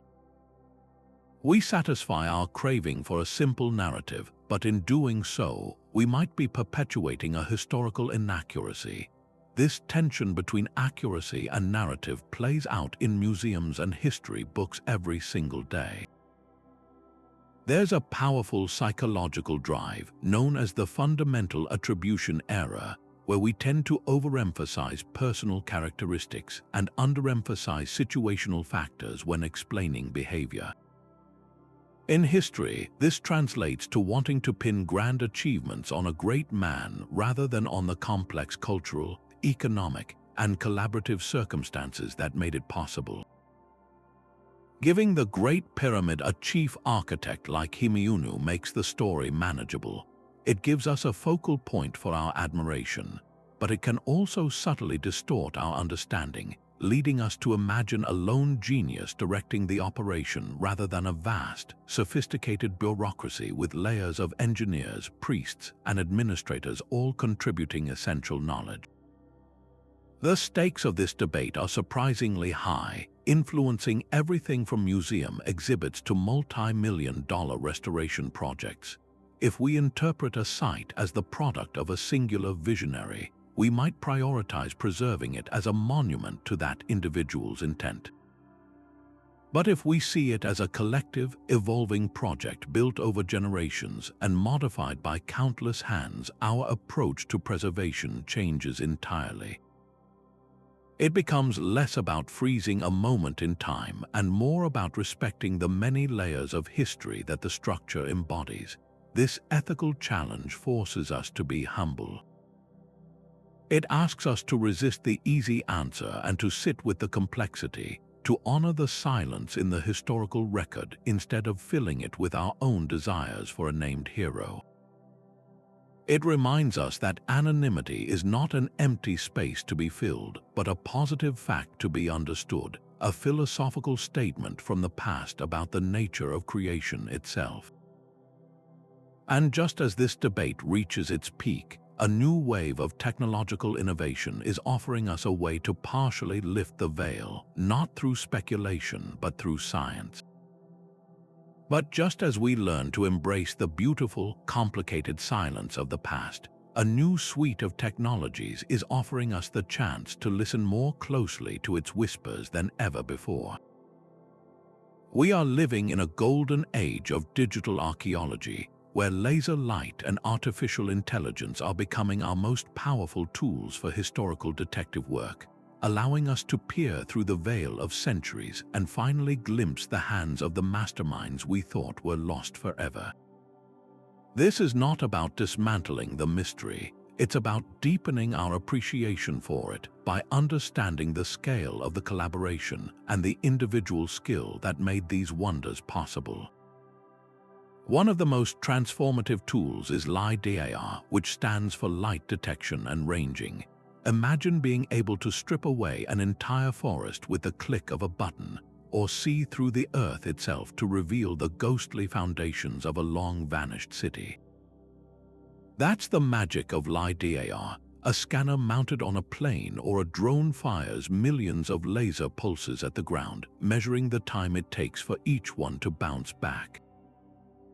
By filtering out surface clutter like trees and buildings, archaeologists can create a breathtakingly precise 3D map of the ground surface, revealing ancient roads, field boundaries, and earthworks that have been invisible to the naked eye for 1,000 years. This technology is radically rewriting the history of places like the jungles of Cambodia, where scans over Angkor Wat have revealed vast, sprawling urban networks around the temple complex that we never knew existed, suggesting a civilization far larger and more complex than previously imagined, all built by legions of anonymous planners and laborers. Back inside the great cathedrals, another type of laser is at work, the terrestrial scanner. These tripod-mounted devices create hyper-accurate 3D point clouds of interior spaces, capturing every nook and cranny with millimeter precision. For art historians and architects, this is like discovering a lost library.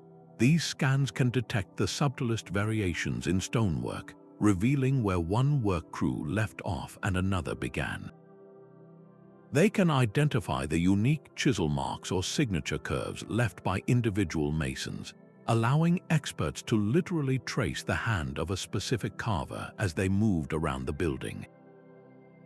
Most excitingly, they can reveal the mason's marks themselves, those small, cryptic symbols carved into hidden stones.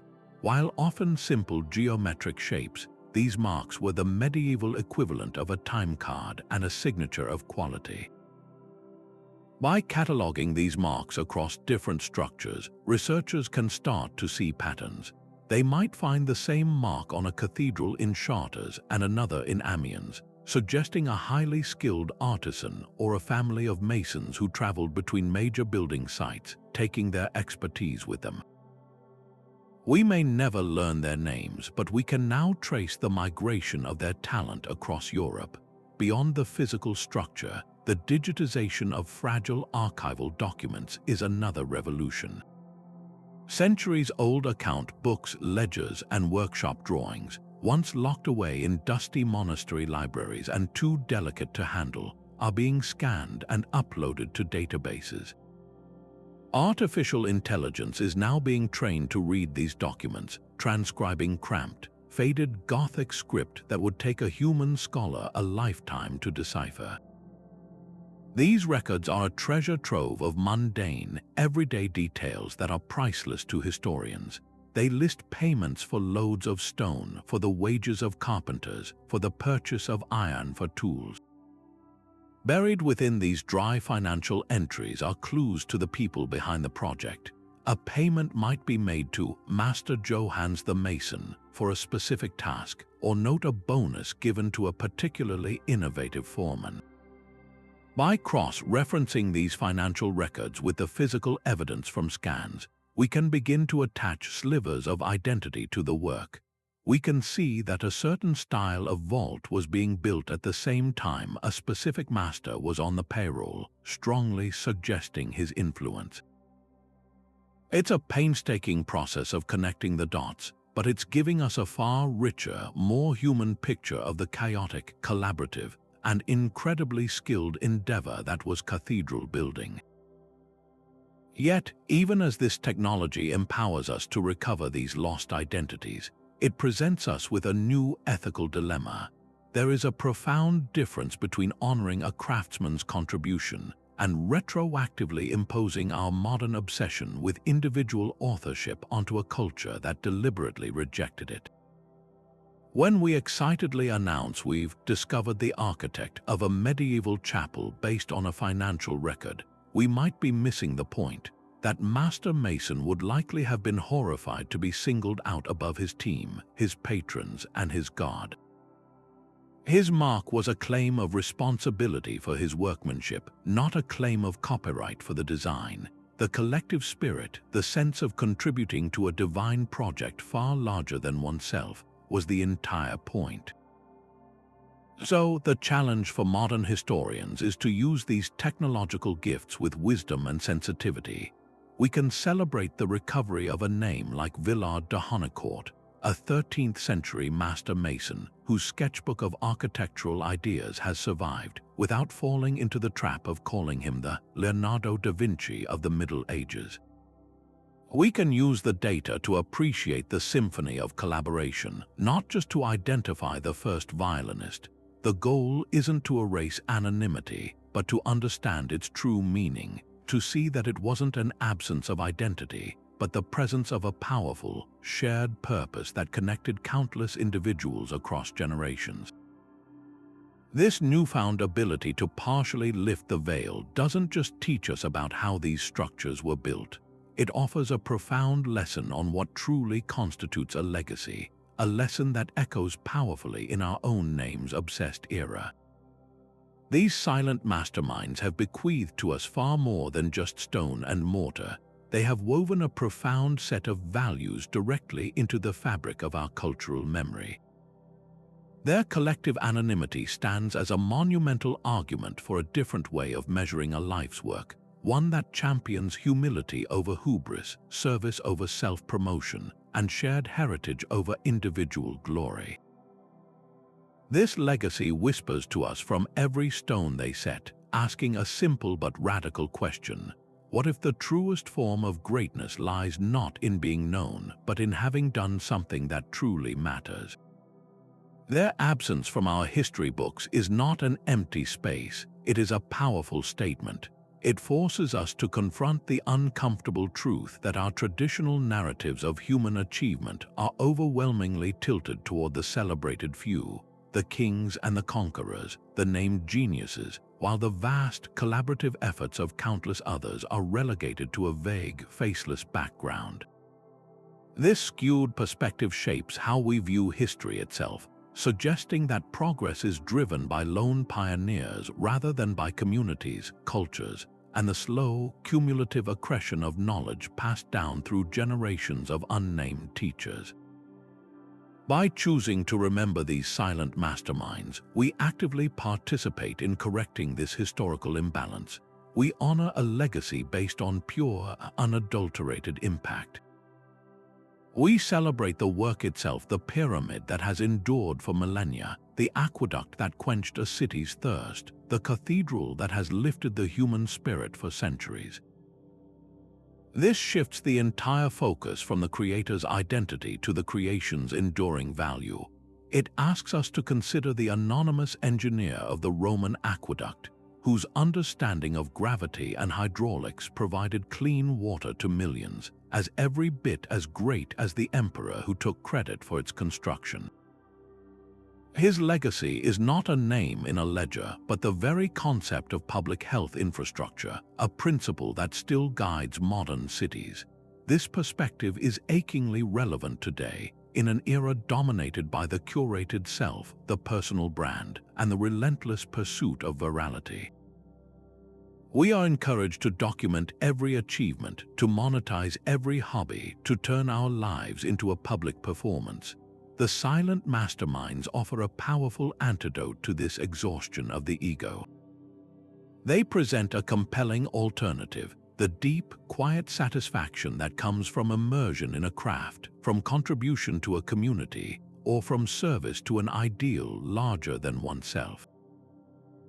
Their legacy teaches us that immortality can be found not in a name carved on a plaque, but in the lasting good your work does in the world. It is the teacher whose lessons shape generations of students long after they've forgotten her name. It is the open-source programmer whose code forms the invisible backbone of the internet. It is the parent who builds a family culture of kindness and resilience. This is a legacy accessible to everyone, not just the exceptionally gifted or fortunate. It democratizes greatness, suggesting that a life well lived is measured by the positive ripples it creates, not by the volume of its applause. The silent architects of history challenge us to build our own lives with this same ethos, to focus less on constructing a personal monument and more on contributing to the grand, ongoing, and beautifully collaborative project of human civilization. Their stones have outlasted empires, and their quiet philosophy may be the most durable and necessary blueprint they left behind. But what happens when history offers no name, no record, no clear answer? The human imagination abhors a vacuum, and so, in the absence of a known creator, we often craft one. This is where architecture transcends stone and mortar to become something far more powerful, a vessel for myth, legend, and the deepest yearnings of the human spirit.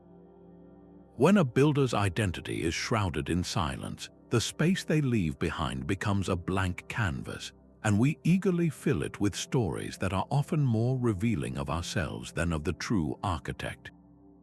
These tales are not mere flights of fancy.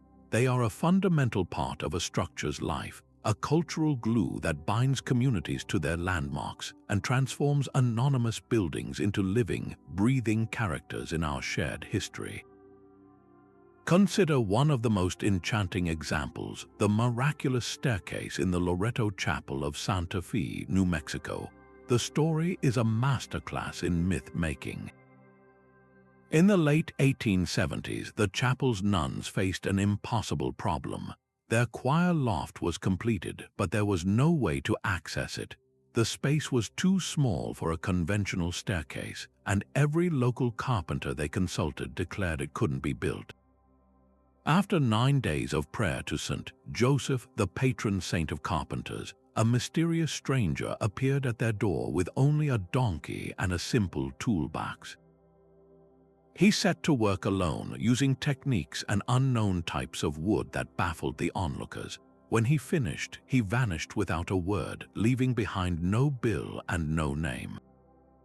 The staircase he built is an engineering marvel, a stunning spiral with 2 complete 360-degree turns, constructed without a central support pole or a single nail, only wooden pegs.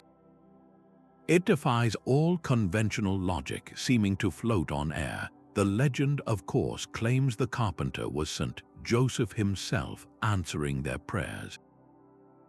While historians have since identified a likely craftsman, a French-Canadian woodworker possibly named François-Jean Roches, the power of the myth utterly eclipses the historical footnote. The miraculous story is what draws thousands of visitors. It's not just a tale about a staircase, it's a narrative about faith rewarded, about divine intervention in the mundane, about the hope that when human skill reaches its limit, a higher power might just step in. The anonymity of the builder was the essential ingredient that allowed this beautiful story to bloom. This phenomenon repeats itself across the globe, with each culture projecting its own values and beliefs onto its mysterious structures. In Cornwall, England, the whimsical, maze-like tunnels and caves of the Heligan Gardens are often attributed to the giants of Heligan, a playful nod to the fantastical effort required to build them, even though they were likely the work of an 18th-century landscape gardener whose name is simply less exciting than the myth. Across Romania, numerous medieval churches and fortifications are proudly claimed to be the work of master builder Manol, a figure from a haunting folk ballad who, in various versions of the tale, is forced to sacrifice his own wife within the walls to ensure the construction stands, a story that speaks to the immense human cost and superstitious fears surrounding ambitious building projects. These legends serve a crucial purpose. They are not failures of history but triumphs of narrative. They provide a satisfying, emotionally resonant origin story where the historical record offers only a frustrating blank.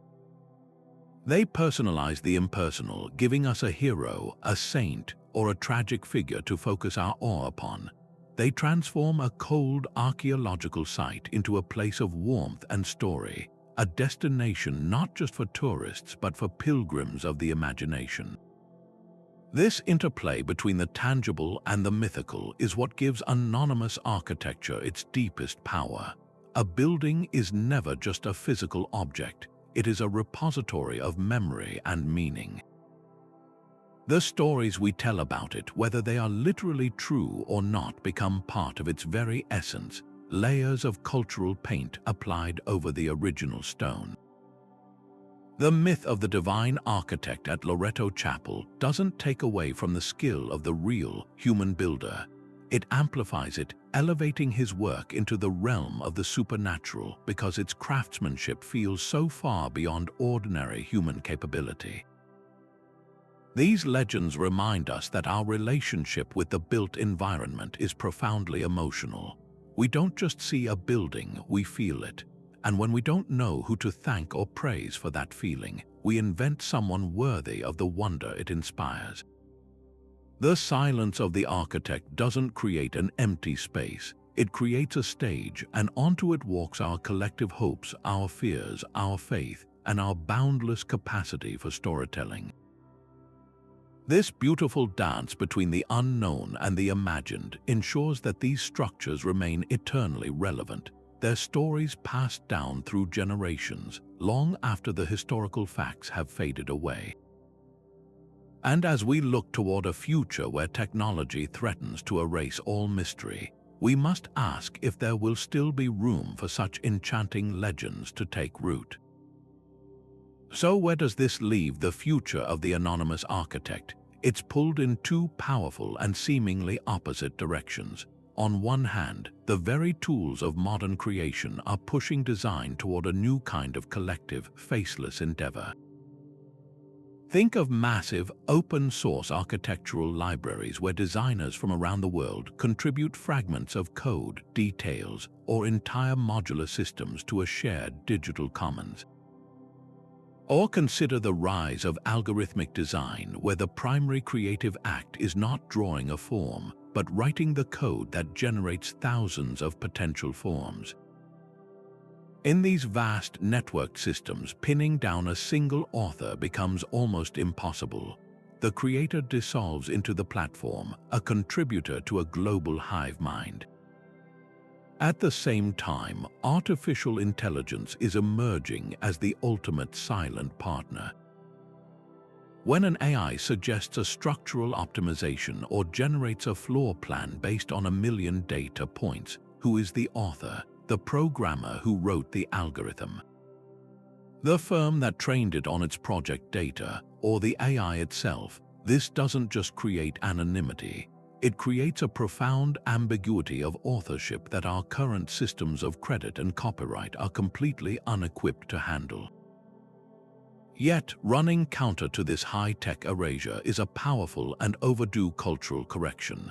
There is a growing and incredibly vital movement demanding greater transparency and equity in how we assign credit.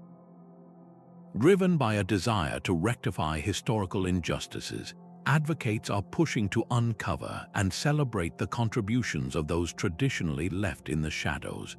The junior designers in corporate firms, the skilled drafters, the women, and the people of color whose work was often appropriated by their superiors. New digital tools like blockchain are even being explored to create an unchangeable ledger of contribution, a way to permanently attach every participant's name to a project, from the lead designer to the intern who worked on the material selections. This isn't about vanity, it's about justice, fair compensation, and creating a more accurate and inclusive historical record. Social media and digital portfolios further fuel this, as individual architects use these platforms to build their personal brands and claim ownership of their work in a highly competitive global marketplace. The future, then, is not a simple choice between named and unnamed, but a complex and messy coexistence of both. We will likely see a fascinating split in the profession. On one side, there will be those who consciously choose a new form of anonymity for ethical or philosophical reasons. Eco-conscious design collectives might operate under a single, shared name to emphasize that their work is a collective response to the climate crisis, not the product of a single ego. Online activist groups might use anonymity to protect themselves while designing emergency shelters or disaster relief housing in politically unstable regions, their safety more important than their fame. On the other side, technology itself will make true anonymity harder to achieve. Digital forensics can analyze a building's BIM model to see who worked on which component. High-resolution project documentation and online publishing mean that every contributor can, if the system allows it, be recorded and recognized. This evolving tension will force us to ask deeper, more uncomfortable questions about what creativity even is. If the architect's role shifts from being the sole visionary to being a curator of algorithms, a facilitator of community input, and a manager of complex data, how do we assign value and credit? Does the person who writes the prompt for the generative AI deserve the same acclaim as the master mason who carved a capital by hand? There is no easy answer.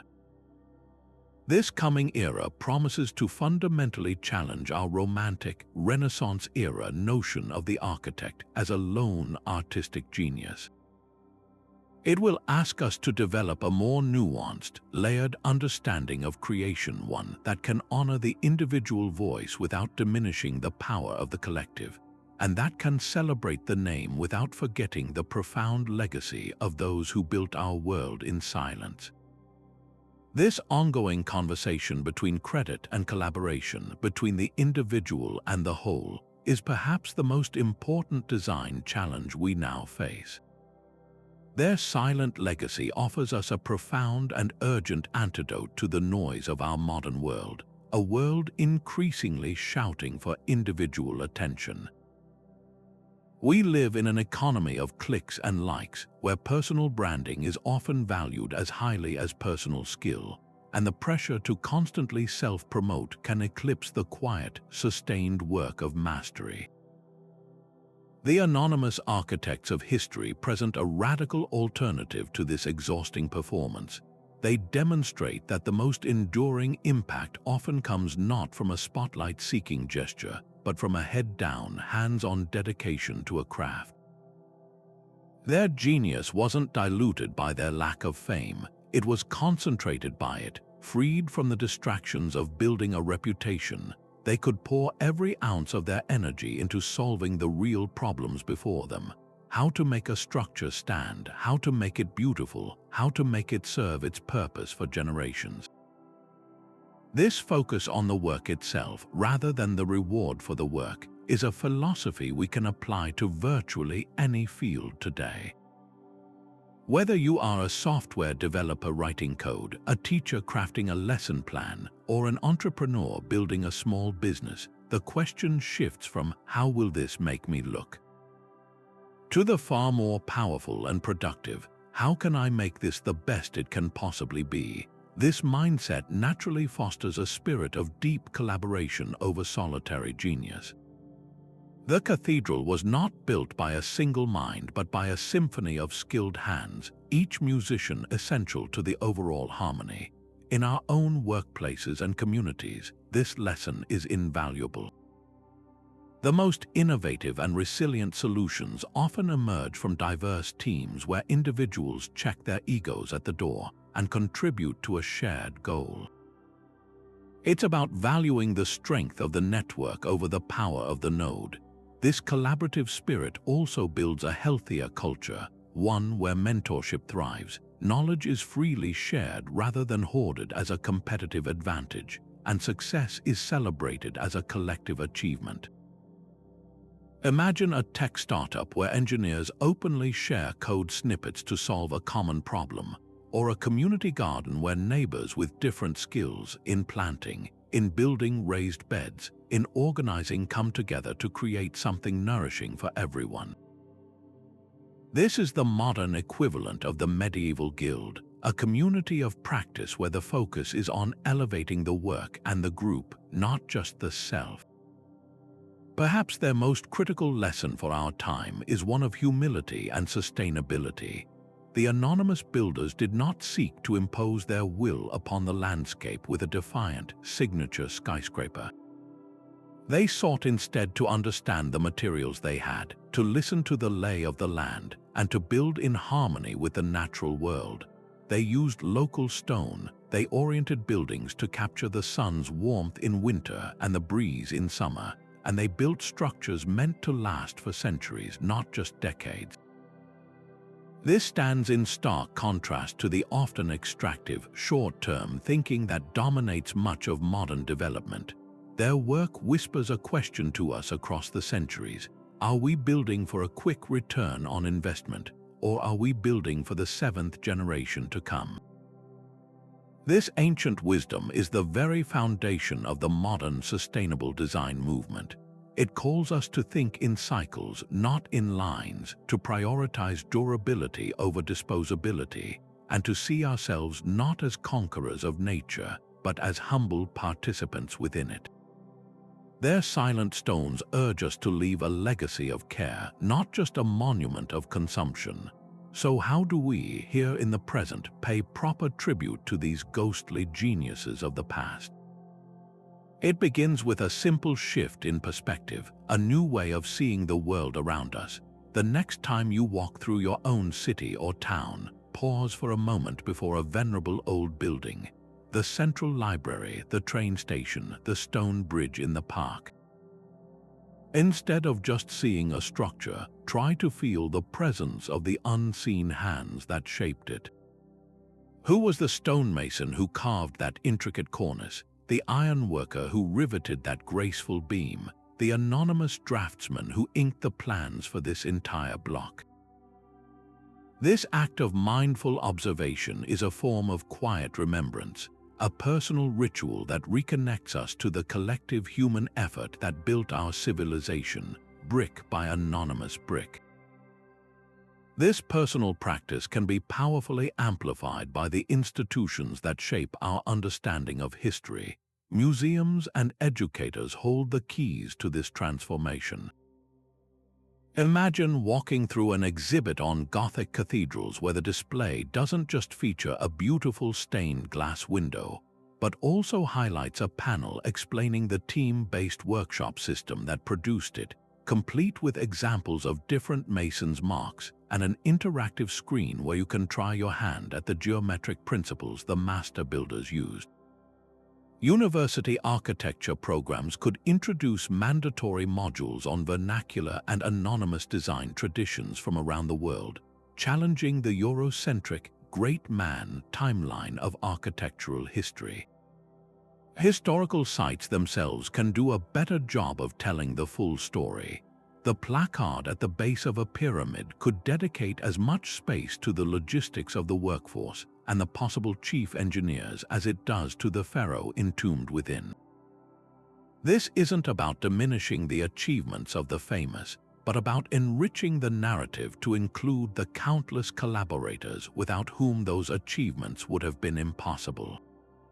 For those of us involved in the creative fields, the legacy of the silent mastermind offers a powerful ethical blueprint for our own work.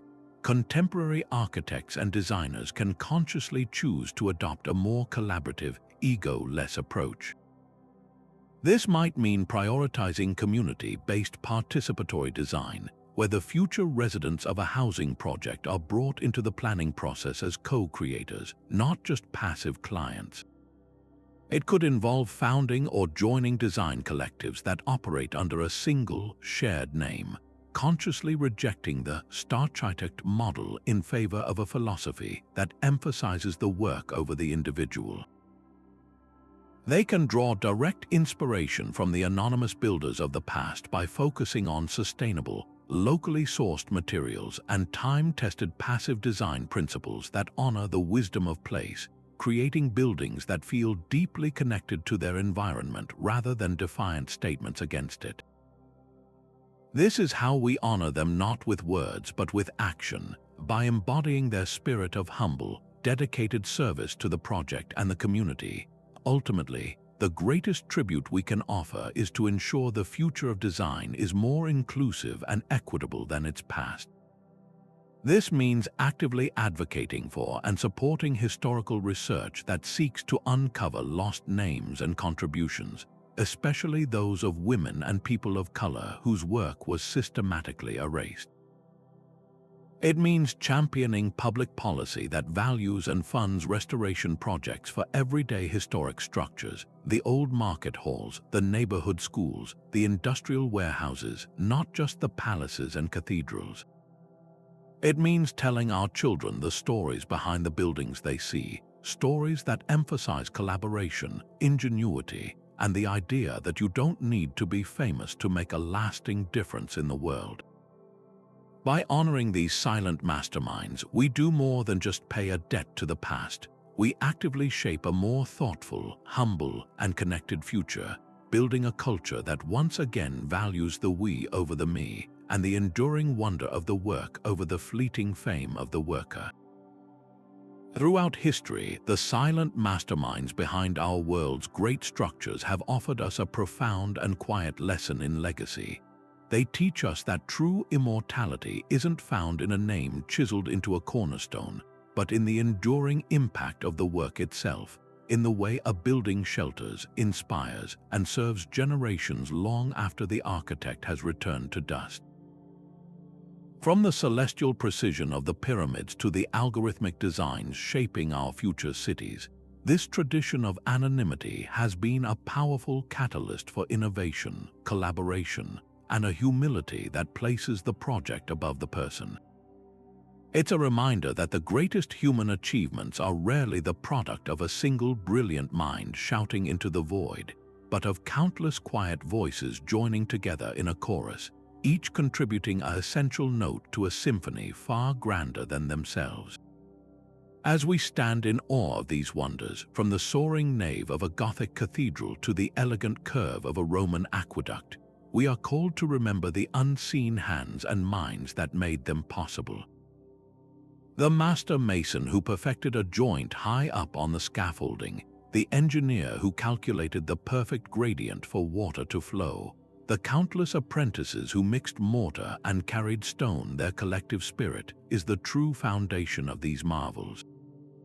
Their legacy challenges our modern obsession with personal branding and individual credit, inviting us to reflect on our own contributions. How can we, in our own lives, contribute to something larger than ourselves? It might not be with stone and steel, but perhaps through mentoring a colleague without seeking recognition, contributing to a community project, or simply creating work of such integrity that it stands on its own without needing our name attached to give it value. This journey through the shadows of history doesn't end here. It's an invitation to see the world around you with new eyes. Look at the old bridge you cross every day, the library in your town, the very layout of your streets. Feel the presence of the anonymous planners, the forgotten engineers, the everyday people who built your world. Their stories may be lost, but their work endures, a silent testament to the power of collective human effort. Thank you for exploring these hidden stories with us. If this journey has changed the way you see the structures around you, share your thoughts in the comments below. We'd love to hear which of these silent masterminds resonated with you most. And if you're eager for more journeys into the forgotten corners of history, be sure to subscribe and join us next time.